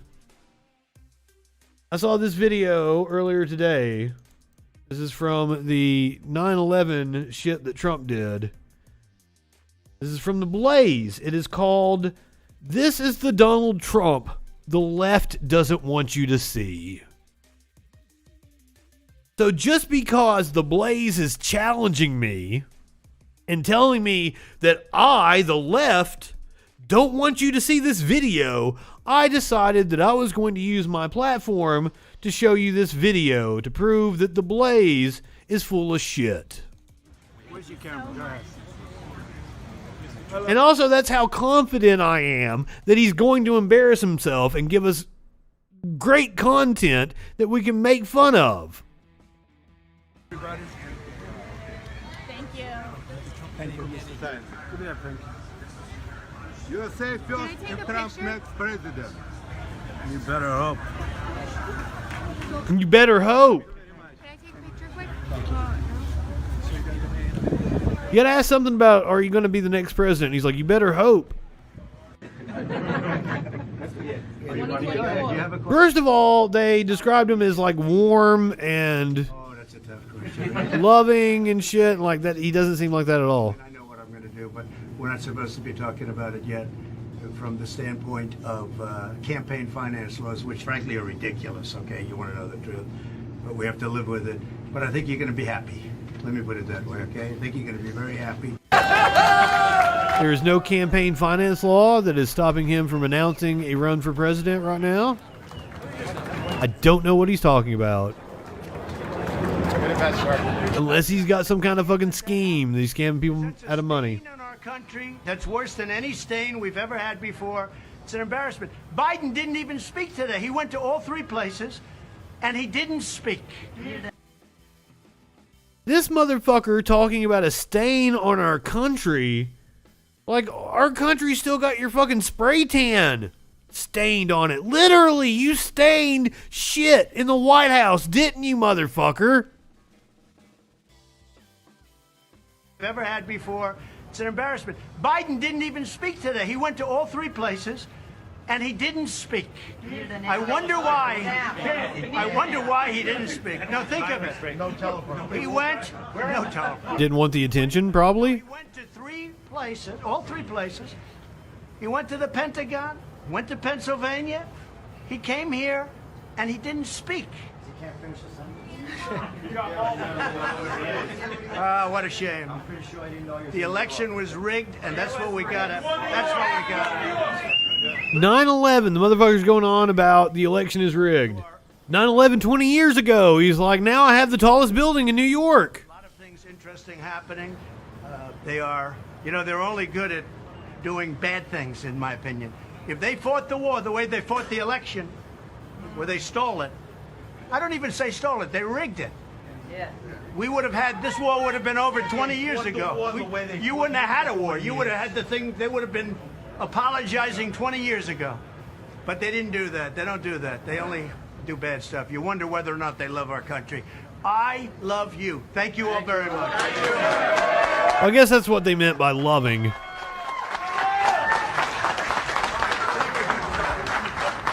one has to be good. This is the Trump the left doesn't want you to see. Thank you, man. Thank you. Seems pretty Trumpy to me. Please don't take the vaccine booster. Please don't take the vaccine booster. I'm going to bet he's already had one. But I hope he sticks by his guns and doesn't take one. And if that's the case, we're coming up on efficacy starting to wane. He's out here in a bunch of crowds with people.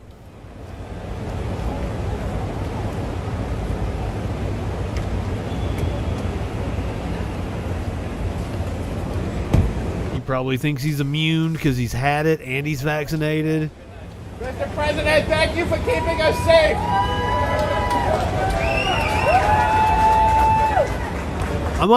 I had a graphic that was like Trump dies of COVID watch. I might have to bring that back.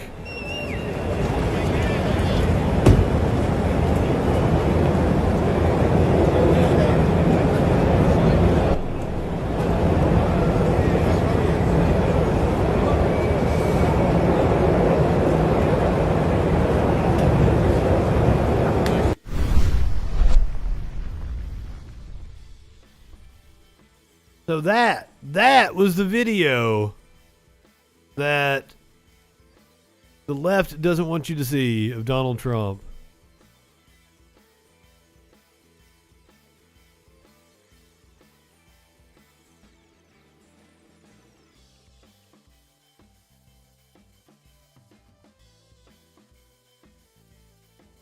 I don't see Trump.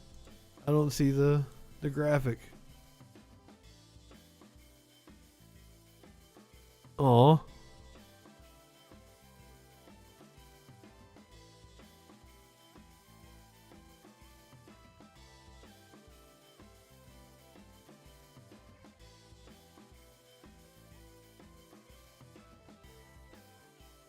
There we go. Trump dies of COVID watch. So we are back on Trump dies of COVID watch.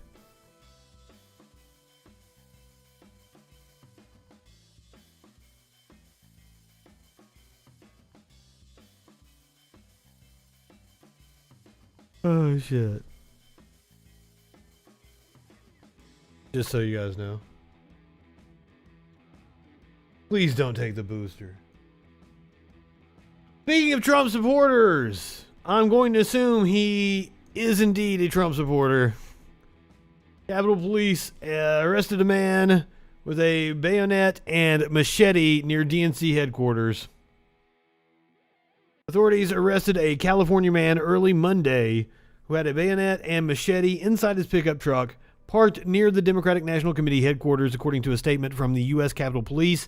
A Special Operation Division officer noticed a Dodge Dakota truck emblazoned with a swastika and other white supremacist symbols around midnight. In place of a license plate, the truck had a picture of the American flag. Had an argument with a right-winger earlier about now they're saying the U.S. flag is a symbol of hate. Yeah, because fascists keep trying to wrap themselves in it in order to deflect criticism. It is indeed becoming a symbol of hate. Dude's got Nazi symbols on his truck and an American flag as his license plate. This is what the truck looked like.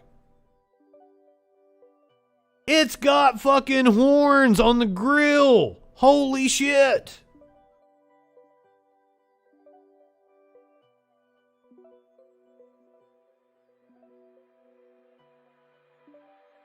I was expecting like a Nazi bumper sticker or some shit. No, like he's fucking...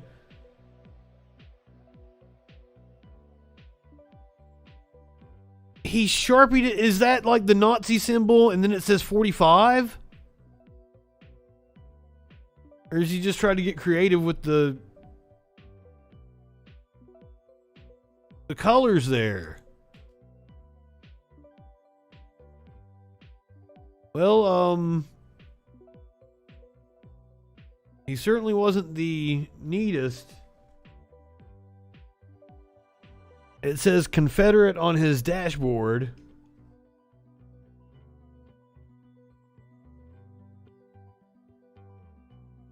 Well,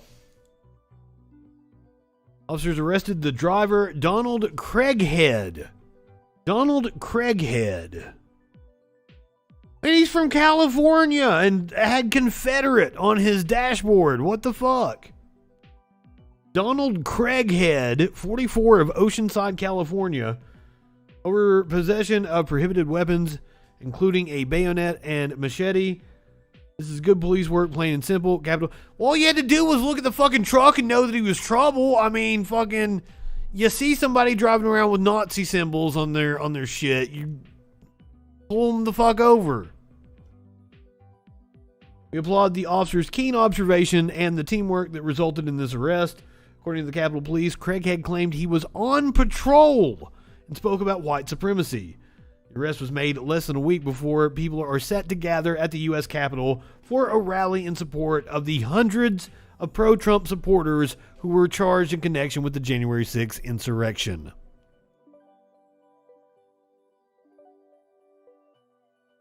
So, mark the calendars. September 18th is the next day the dumb fucks are going to try to pull something. Apparently, the fencing is going back up by the end of the week at the Capitol. Less than a month ago, Capitol Police took a North Carolina man into custody who had claimed to have a bomb in his pickup in front of the Library of Congress.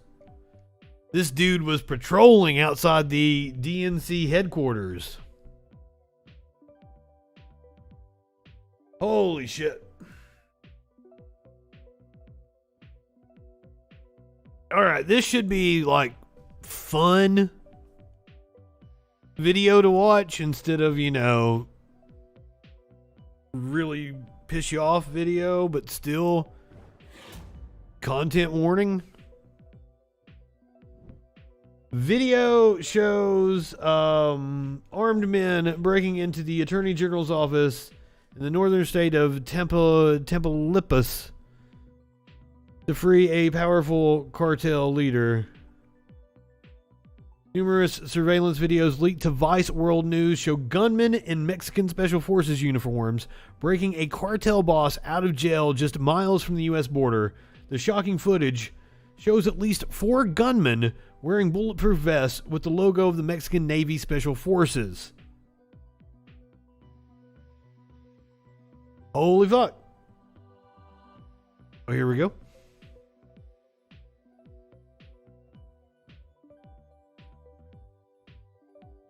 It happened on July 13th.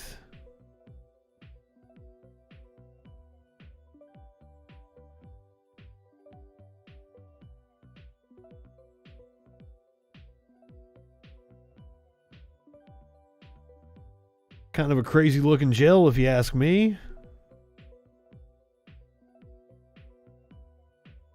Might be attached to like a city hall or some shit.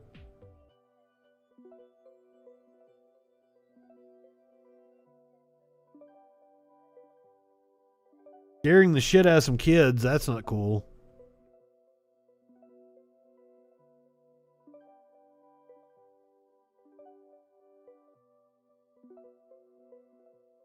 Adam, when I went to go unban him because he talked nice to me, I saw the message that got him banned, and he said some shit about sparkles. That's what got him banned. So go ahead and fucking throw the ban hammer down if you want to.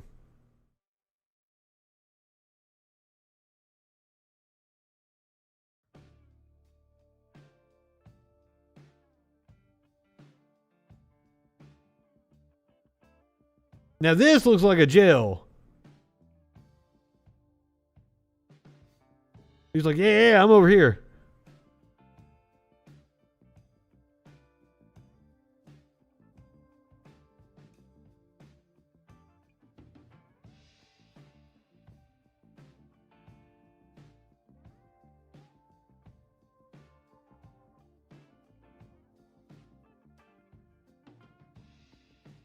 Okay, now we've been watching it like in fast motion. What was the timestamp on this? So 6:05 is right when they pull up. They were in and out in 15 minutes. Damn. Fuck, even less time. Hold on. They're pulling out there.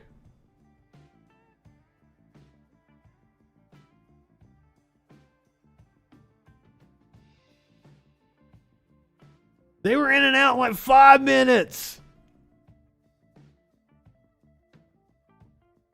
Pulling up at 6:05. You're pulling back out at like 6:10. Amazing.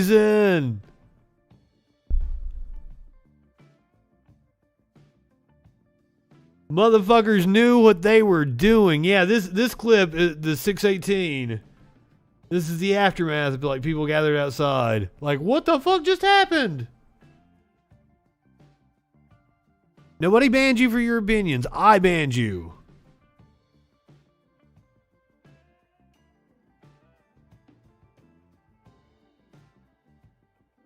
You talk shit about Sparkles, and I didn't like it. So, fuck off, dude.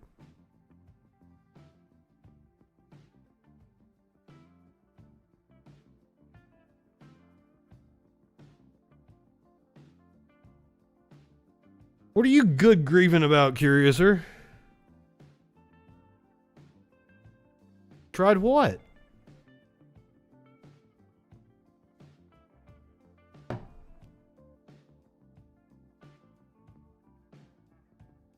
Oh, you're just came in like you popped down on the couch. It was like, good grief, I tried.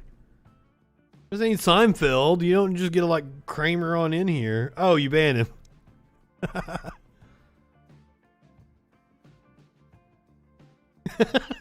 Yeah, you guys enjoy whatever you're doing. Have fun with it. All right, we've got another wild-ass video to watch. This one's coming to us from Florida. The cop is defending the use of force. I believe the suspect is indeed guilty. I'm not exactly sure. I don't know the story.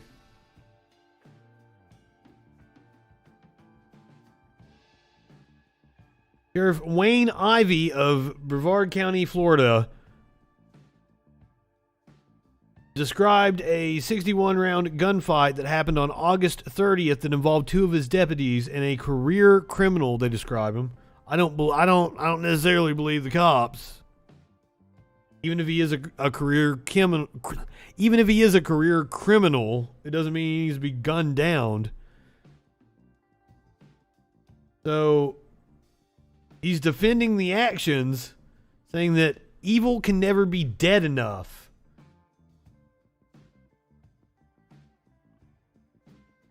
He says that the violent criminal had used a 2-month-old baby as cover while firing at deputies. The event followed a routine traffic stop in an unincorporated part of West Melbourne, Florida. A patrol car dash cam video shared by the sheriff's office shows two individuals outside the car, one of them a woman, who was chattering with Deputy Tyler Tommen. At the same time, Deputy Brian Potters spoke to a man sitting in the back seat of the car, where there was also a baby and a dog. So that gives you the background. Hello, everyone. I'm Sheriff Wayne Ivey, the Brevard County Sheriff's Office, and I want to give everyone an update this evening on the deputy-involved shooting that took place on Monday, August 30th, when two of our deputies were ambushed by an extremely violent career criminal during a traffic stop in West Melbourne. The attack and ambush was perpetrated by a violent career criminal with a history of 40 charges for crimes including drug trafficking, aggravated assault while discharging a firearm, battery on a law enforcement officer, and attempted first-degree felony murder, as well as... Well, until you got to the attempted first-degree felony murder, you sound like a fun guy to be around to me. For robbery with a firearm, failing to register as a career offender, possession of a firearm by a convicted felon, resisting arrest with violence, possession of controlled substances, and various probation violations. Even worse and more disgusting is that this career criminal, whose name doesn't even deserve mentioning, was actually out on bond with active warrants for additional felony drug trafficking cases where he could attempt to kill our deputies, when he should have been safely locked behind bars where he couldn't victimize another citizen or innocent bystander. It's Florida, man. I'm sure that, like me, you're probably asking yourself right now why a thug with this kind of criminal history was ever given a bond where he could be out on our streets to harm someone else. That's a question I promise to find the answer to. But for now, I'm just extremely thankful that our deputies are safe and the suspect is no longer on this planet where he could put someone else's life in peril. Yep. We got to be careful with the career criminal bullshit because a lot of charges are bullshit. And also, talk about recidivism rate. I can't fucking talk. I don't know what's wrong with me. Recidivism rates, people just coming in and out like prison only trains you to do one thing, and that's be a criminal. Doesn't really make you a functioning part of society. This jackass is up here talking about how it's all that dude's fault. I mean, if you guys keep arresting him over and over again, never give him a chance to fucking have a life, whole thing's fucked. Well, let's take a look at the video and see what we think. Let me go ahead. I'll hit the content warning one more time because this might get graphic.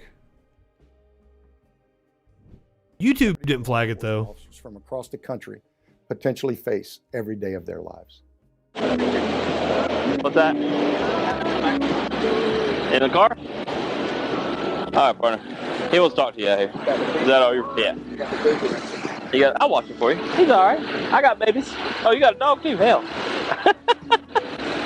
I'll make sure they're all right. I got babies too, man.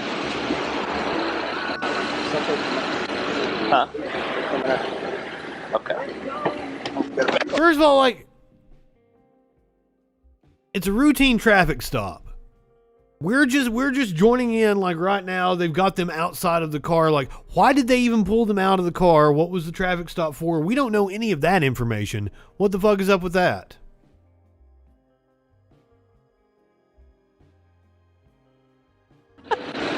I'll make sure they're all right. I got babies too, man. All right, looks like we're getting ready to pop off. Huh? Okay. Shit! Shit!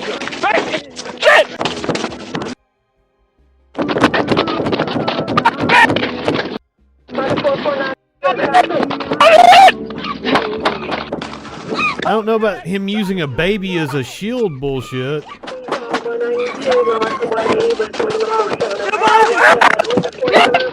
Damn!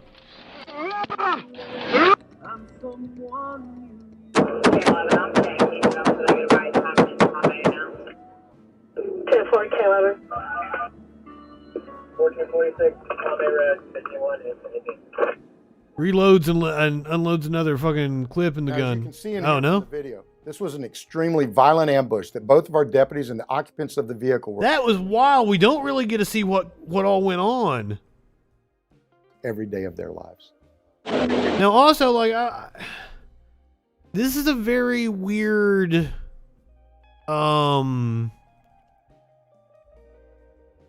this is very, like, as a video editor, it's weird that it's in these dimensions. It kind of seems like they have cropped the top of the video and the bottom of the video out because they didn't want us to see what went on, maybe? We also don't know what fucking happened before the stop. Why do they have them outside the car? In the car? All right, partner. He wants to talk to you out here. Is that all you're? Yeah. I'm assuming that this camera is inside. It's a dash cam in one of their cars. I'm assuming. I can't really tell where they're at. It looks like they're in some kind of a lot, and there's also a reflection right here. Watching for you. He's all right. I got babies. Oh, you got a dog too? Hell. I'll make sure they're all right. I got babies too, man. Yeah, I think they've cropped this. Okay. Shit! Shit!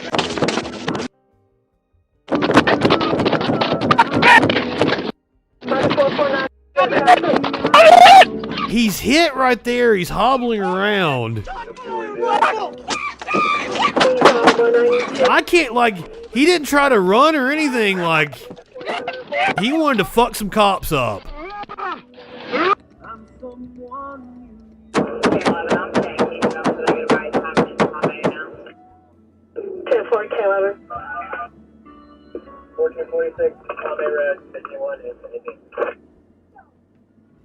Like, he had like an automatic pistol or some shit. This was an extremely violent ambush that both of our I don't think so. were extremely blessed to survive. This individual had absolutely no regard for human life and was focused on only one thing: killing our deputies to avoid arrest, as he knew he was facing several minimum mandatory prison sentences in his pending cases. As you can see, the subject not only fired numerous rounds at our deputies, but also, after his gun jam, used the butt of the rifle to violently and repeatedly strike Deputy Potters in the head, causing significant injuries and lacerations. Oh, so that's what happened. No doubt. This individual got exactly what he deserved. And to those out there who might be foolish enough to ask why we shot him so many times, that answer is simple: because evil can never be dead enough. Now that you've had a chance to see the ambush and response by our deputies as it occurred in real time, I'm going to show you the incident as it unfolds in slow motion so that you can see exactly what took place and how our deputies responded. Well, I mean, I'm going to watch it again. So the first thing we see is Deputy Toman talking with the female occupant of the vehicle, while a second occupant of the vehicle is seen leaning against the trunk of the car, where the perpetrator is actually seated in the back seat. I want to be very clear in stating that neither of these two occupants had anything to do with this ambush or criminal activity, and I'm extremely grateful that they were not injured and how they immediately returned to the scene as instructed by Deputy Toman. At an early point in the video, you observe Deputy Toman asking Deputy Potters to have the third subject exit the vehicle. Prior to this point, Deputy Potters has been very politely conversing with the subject and talking about the 2-month-old baby in the back seat and a dog that was also in the back seat as well. As Deputy Potters asked the subject to exit the vehicle, I will give them that. The cops were polite. ambushed with a small stock AR-15 styled rifle that is pointed and fired directly at him. Deputy Potters immediately attempts to avoid being shot by trying to create distance between himself and the shooter, who aggressively opens fire on him as he takes cover at the front of the vehicle. The subject now fires at Deputy Potters from the driver's side of the vehicle and appears to actually get hit himself, as you also hear Deputy Potters announce that he has been hit with gunfire. The subject then goes between the two vehicles, and additional shots can be heard being fired. Deputy Toman and Deputy Potters can now briefly be seen taking a position between Deputy Potters' patrol car and Deputy Toman's patrol unit when the suspect emerges from behind Deputy Toman's patrol unit and violently strikes Deputy Potters. Wild! As the suspect repeatedly batters Deputy Potters in the head with the butt of the gun, the two of them fall to the ground, where the subject continues to strike Deputy Potters in the head with the gun. Deputy Toman at this point gains a tactical advantage on the target and fires multiple rounds. He came around the other side of the car, saving Deputy Potters' life. As a result of the ambush and repeated blows to the head by this violent thug, Deputy Potters sustained a gunshot wound to the lower leg, multiple head lacerations, tissue damage, a concussion, and fractures of the orbital bone and sinuses. Thankfully, Deputy Toman did not suffer any injuries during Deputy Toman's kind of cute. The suspect was subsequently pronounced dead from gunshots sustained during the ambush and attack on our... Oh no, he's giving me the eye over here. From the video, both of our deputies were in a battle for their lives, as this disgusting and evil individual had a blatant disregard for their lives, the life of others at the scene. I'm sorry. Even the life of the 2-month-old baby who was in the car. He You like cover. Take him out of the cop suit, man. You can't tell me that he's not cute. When I tell you that we are blessed that God was watching over our deputies and those present at the scene, I mean it from the bottom of my heart. And That God was watching over your deputies, don't make me laugh.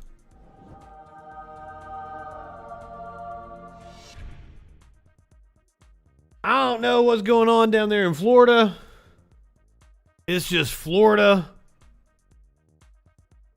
Florida middle schoolers charged with plotting mass shooting had extensively studied Columbine. Florida deputies arrested 2 middle school students who, they say, were planning a mass shooting at their campus thanks to a tip from a classmate. The Lee County Sheriff's Office said a student at Harns Marsh Middle School in Lee Acres told an 8th grade teacher about another student who possibly had a gun in his bag. When school administrators searched the student's backpack, they didn't find any weapons.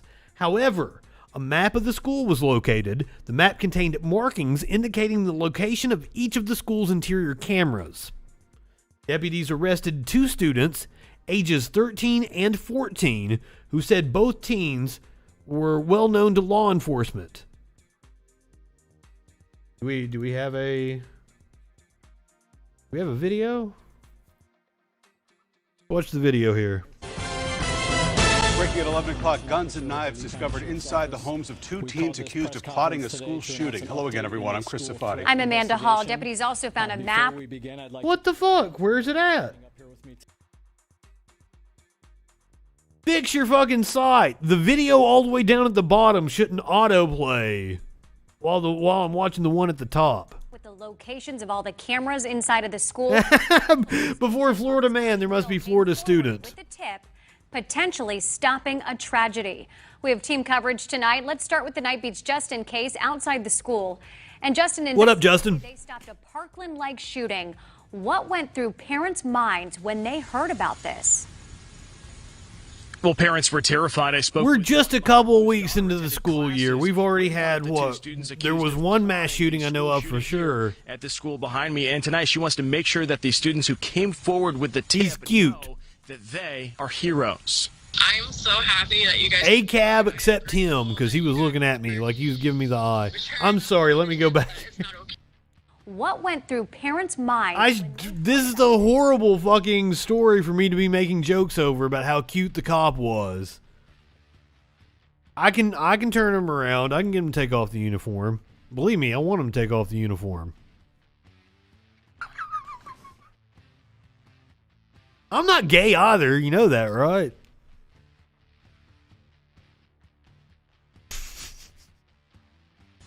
Well, parents were terrified. I spoke with one mother whose daughter... Not that there's anything wrong with that. One of the two students accused of plotting the school shooting here at the school behind me. And tonight she wants to make sure that the students who came forward with the tip know that they are... I'll give you a tip. I'm so happy that you guys came forward. It's absolutely okay to be gay. Mature enough to understand that it's not okay. No. Happy her daughter... Gay is too limiting for my sexuality, Warlord. I'm more than gay. I encompass the gay, but I'm more than gay. What I have is a sexual abnormality.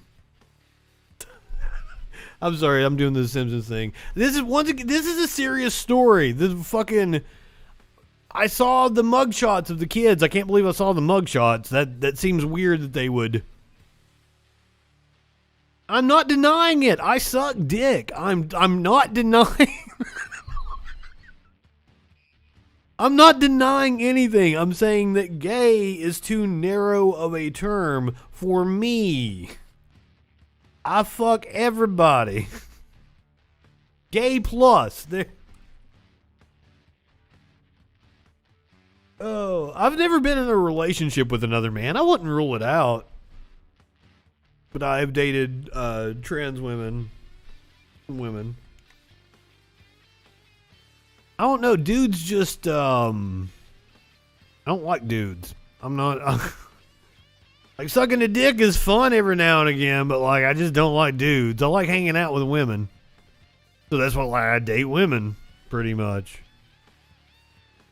Gay plus plus.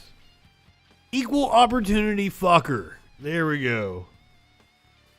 This is a horrible story to be talking about my sex life over. Jesus Christ. I'm gonna make plenty of fucking comments about the sex when we get to Lil Nas X. Cause I really enjoyed his performance, and when he got into the fucking pile with the dudes, I'm like, I'd get in that pile. That's hot.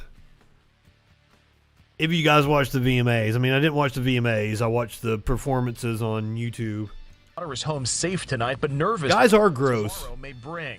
I'm just nervous for my kid. Do I even feel safe sending her back to school tomorrow? Students alerted their teacher that I don't blame you. May have a gun at school. A school resource deputy searched that student. They didn't find a gun, but a map of the school was located. You've got YouTube. You can go watch the markings indicating the location of each of the school's interior cameras. Yeah, I'd fuck Freddie Mercury too. Homes of both 13-year-old Connor and join in on whatever crazy orgies he was doing. Detectives learned the students took an interest in the Columbine High School shooting. I liked him better with long hair, though. I didn't like the buzz cut leather daddy look he had in the 80s. Investigators say the two students were also researching how to make pipe bombs and acquire firearms illegally. This could have turned disastrous.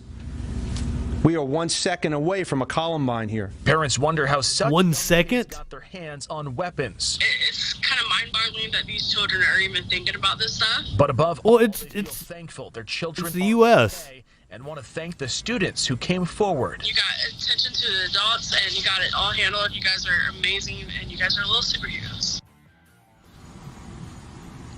And investigators say both Philip Bird and Connor Pruitt are being evaluated at a mental health facility tonight, and both are facing charges of conspiracy. 13 and 14, and they're using their names and showing us their mugshots. I don't think that's right. The two kids now in custody were already well known to deputies. Between the two, deputies responded dozens of times to their... So they're troubled. They need the most attention. The sheriff's office tonight.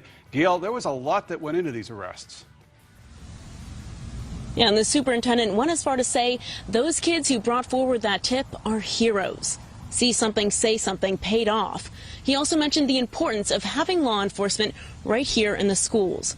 Those students reported this to their teacher, then their teacher reported this to the administrators, and then they went to the SRO, who emptied the classroom and kept those students safe. After the Parkland school shooting, Florida lawmakers reacted quickly. They passed a law that requires each public... This was in Florida, but Lee County? I don't know what county that is. Relationship between the SRO and students. I don't know what, municipality is near there. Building relationships between us. I don't know what county that is. It's the Lee County Sheriff news organization are we looking at? WINK. What city are you in?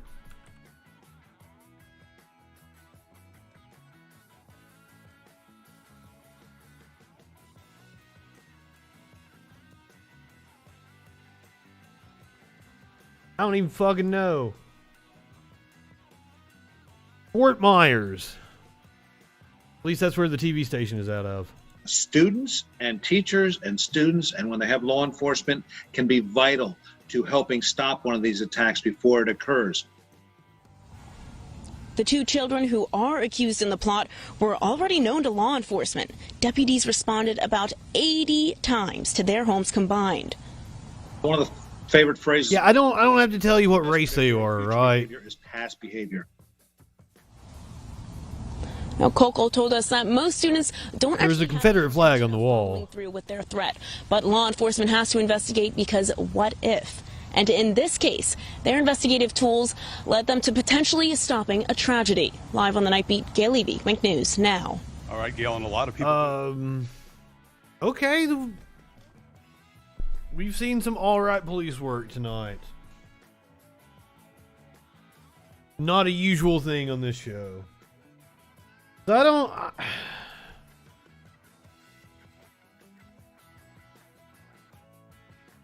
don't know about the dude that we watched the cops take down. That was because he was attacking them. He was out to kill them. That wasn't a cop just stepping over their bounds. Like, the cops were being polite, and other than I'm assuming that they violated their Fourth Amendment, pulling them over in the first place. Over to Texas. Texas lawyer's murder was fueled by anti-Biden fury and a satanic delusion.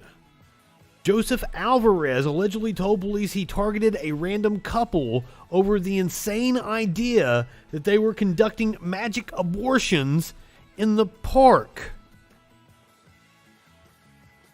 Man accused of fatally shooting an El Paso lawyer and injuring her husband was arrested this week after hunting the couple down at their home in what he claimed was an effort to root out satanic activities, including abortions by magic at a nearby park. Police are now... I think a magic abortion is called the morning after pill, isn't it? Alvarez's arrest in connection with the shooting of lawyer... Oh, I'm sorry, I skipped something. Police are now holding Joseph Angel Alvarez, 38, in the El Paso County Jail under a $2.5 million bond after a SWAT team and detectives arrested him outside his job at a Papa John's Pizza, they confirmed in a news release on Wednesday. Alvarez's arrest came in connection with the shooting of lawyers Georgette Kaufman, 50, and Daniel Kaufman, 47. El Paso Police Department officials confirmed. According to an obituary, Georgette worked in the Texas Attorney General's office as an assistant attorney general in the Child Support Division in El Paso for 7 years. The evening of November 14th of last year, officers responded to a shooting call and found Daniel Kaufman suffering from a gunshot wound at a nearby residence. After a search of the area, police discovered the dead body of his wife. Oh, poor dude. According to court documents obtained by the El Paso Times, Alvarez said he was executing and exterminating the pro-choice Jewish Satan worshippers. Fuck Nazis. When he descended on Kaufman's home, ambushing Georgette Kaufman before trying to enter the home and shoot her husband. Alvarez allegedly targeted a group of 4 homes that included the Kaufmans because of their proximity to a local park. Police said in an affidavit the suspect committed the crimes based on his belief that the 4 houses were involved in satanic activities associated with Memorial Park. After the murder, police investigators said they uncovered a message that Alvarez had apparently pinned to a U.S. Army email describing extremist beliefs that included photographs of houses near the park and images of his victim's driveway. Alvarez said in the email that the Memorial Park was the location of a satanic hold on, I fucked that up. It was the location of a ritualistic satanic ground to conduct abortions by the manner of magic. Also, we didn't get more details on that. I've said that phrase like 3 times, which is, it's a hilarious phrase to say, other than the fact that it resulted in somebody getting killed. But I wanted more details on exactly what he thought these magic abortions looked like.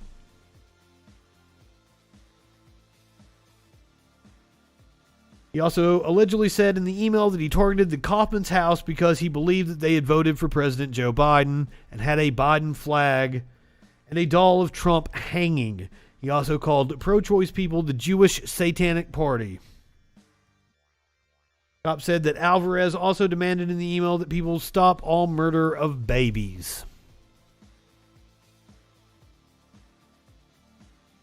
Police noted that on the night of the alleged murder, another house on the targeted block had Democratic and LGBTQ signs on the front lawn, according to cell phone data collected by investigators. Ugh. We have some fucked up things going on in this country.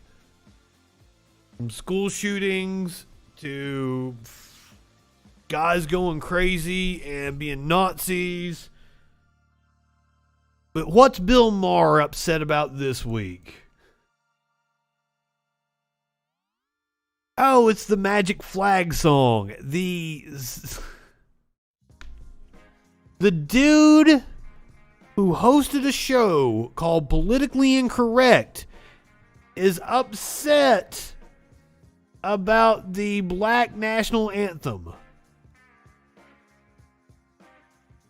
What the fuck is all I got to say. I think when you go down a road where you're having 2 different national anthems, colleges sometimes now many of them have different graduation ceremonies for black and white, separate dorms. This is what I mean, segregation. You've inverted the idea.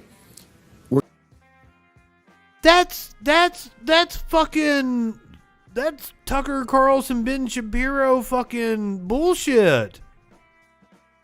This is a dude that's on HBO. I wouldn't be surprised if he's... Apparently, his ratings haven't been doing all that well as of late. So we may be seeing a shift to the right because he's auditioning for Fox News or some shit. I don't know what the fuck is going on. We're going back to that under a different name. But... So, like, first of all, I don't give a shit about national anthems. Fuck your national anthem. But, like, if you're gonna have one, why not just have the lift every voice and sing? That's a hell of a lot better than... Yeah, that shit. Yeah, that song sucks. The best part about that song is watching people fuck it up because it's so hard to sing. But hey, Bill Maher is like really making a play to appeal to, like, I guess he sees the money with the Steven Crowder, the Dave Rubin. Like, Dave Rubin is stupid as fuck and is making a shit ton of money. He made the comments in a wider discussion about race, during which he argued that the American education system had become a social justice factory. A social justice factory. Moore made reference to critical race theory being taught in... What? He even talked about critical race theory? As well as the number of teachers who have publicly resigned because of it. He really is. He really is making a play to go right wing. Jesus Christ. You're going to see him on Fox or The Blaze or something. Probably not The Blaze. It's going to be on Fox. Bill Maher is going to go to fucking Fox News. I'm going to be amazed.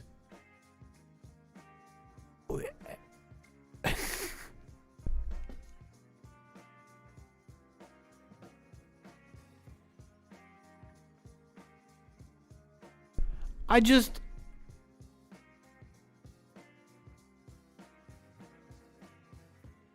Lil Nas X thanked the gay agenda in an instantly iconic acceptance speech at the MTV Video Music Awards. I did not see his acceptance speech. He won Video of the Year.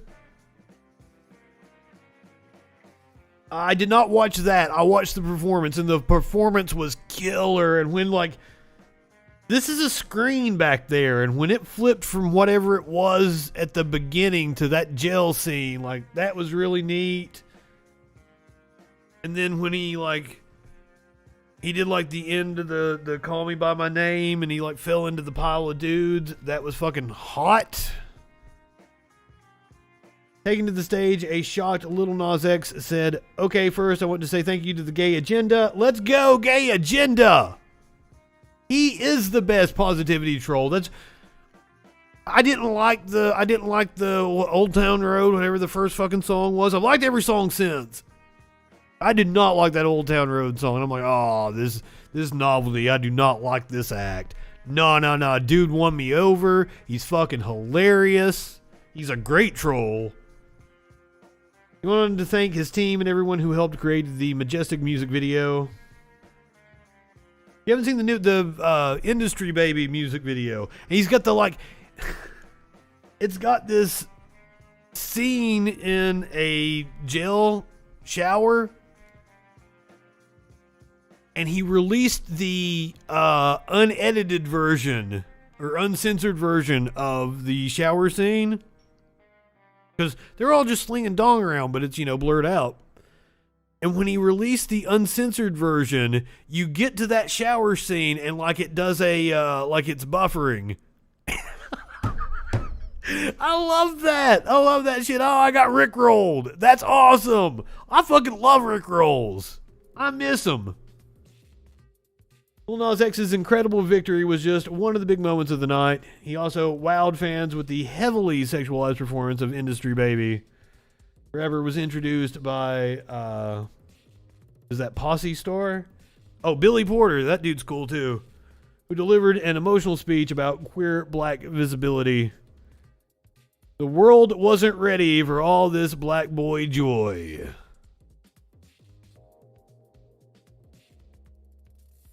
Yeah, it wasn't a bad song, but I just don't like the country twang and everything. But yeah, the second song, fuck yeah.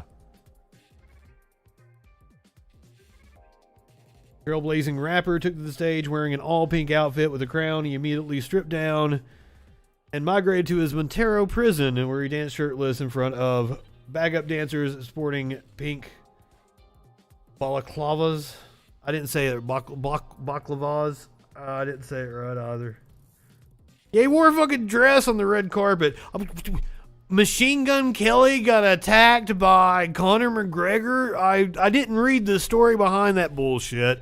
I'm assuming that's some sort of setup for a fight in the ring or some shit. Because I don't even know what's going on with these pay-per-view fights now. It's just anybody could get in the boxing ring with anybody. Who fucking knows? They're going to dig up Ali's fucking bones and have him in a fight not too long from now. But what was the Doja Cat's weird fucking outfit she had on? Made her look like a worm? Yeah, that shit. That shit right there with Lil Nas X. That was hot. I would go jump in that pile.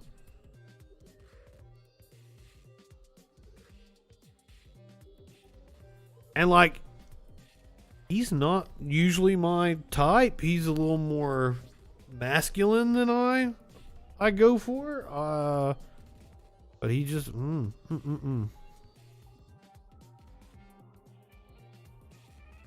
Let's see him on the red carpet before we watch some bulldogs bouncing on a trampoline.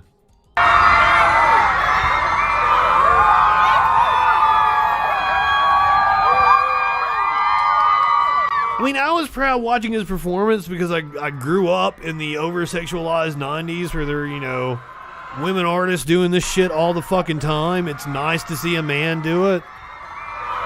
It's nice to see the representation. And it makes right-wingers' heads explode. I fucking love it. Alright, as promised, a bulldog bouncing on a trampoline. Aw. No fucking sound. I wanted to hear the baby laughing with the dog barking and shit. But no, it's got to be a Daily Mail fucking video with music under it. Georgie! I don't know. He does flips like I do flips. Like, not gracefully at all. Yeah.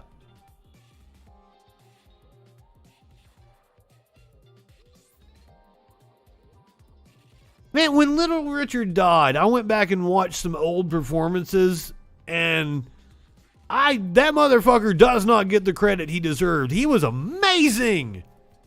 Like, I always looked at him as a novelty act and shit, looking back on it. Like, because he was a kid in the 90s, growing up in, like, 80s and 90s. That's kind of what he was. He was like a novelty. He was like a fucking punchline and shit. The motherfucker really was, like, amazing. Amazing. Just like Georgie here doing, yes, he can sell a bump. I wasn't paying attention to the Roddy. I was going off on Little Richard. Because that fucks with me that he didn't get the credit he deserved. And what an amazing performer. So I like to you know, when people die, I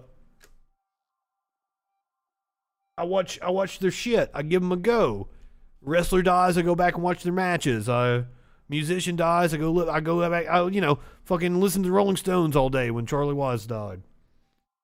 Went back and watched some live performances of Little Richard. Oh my God.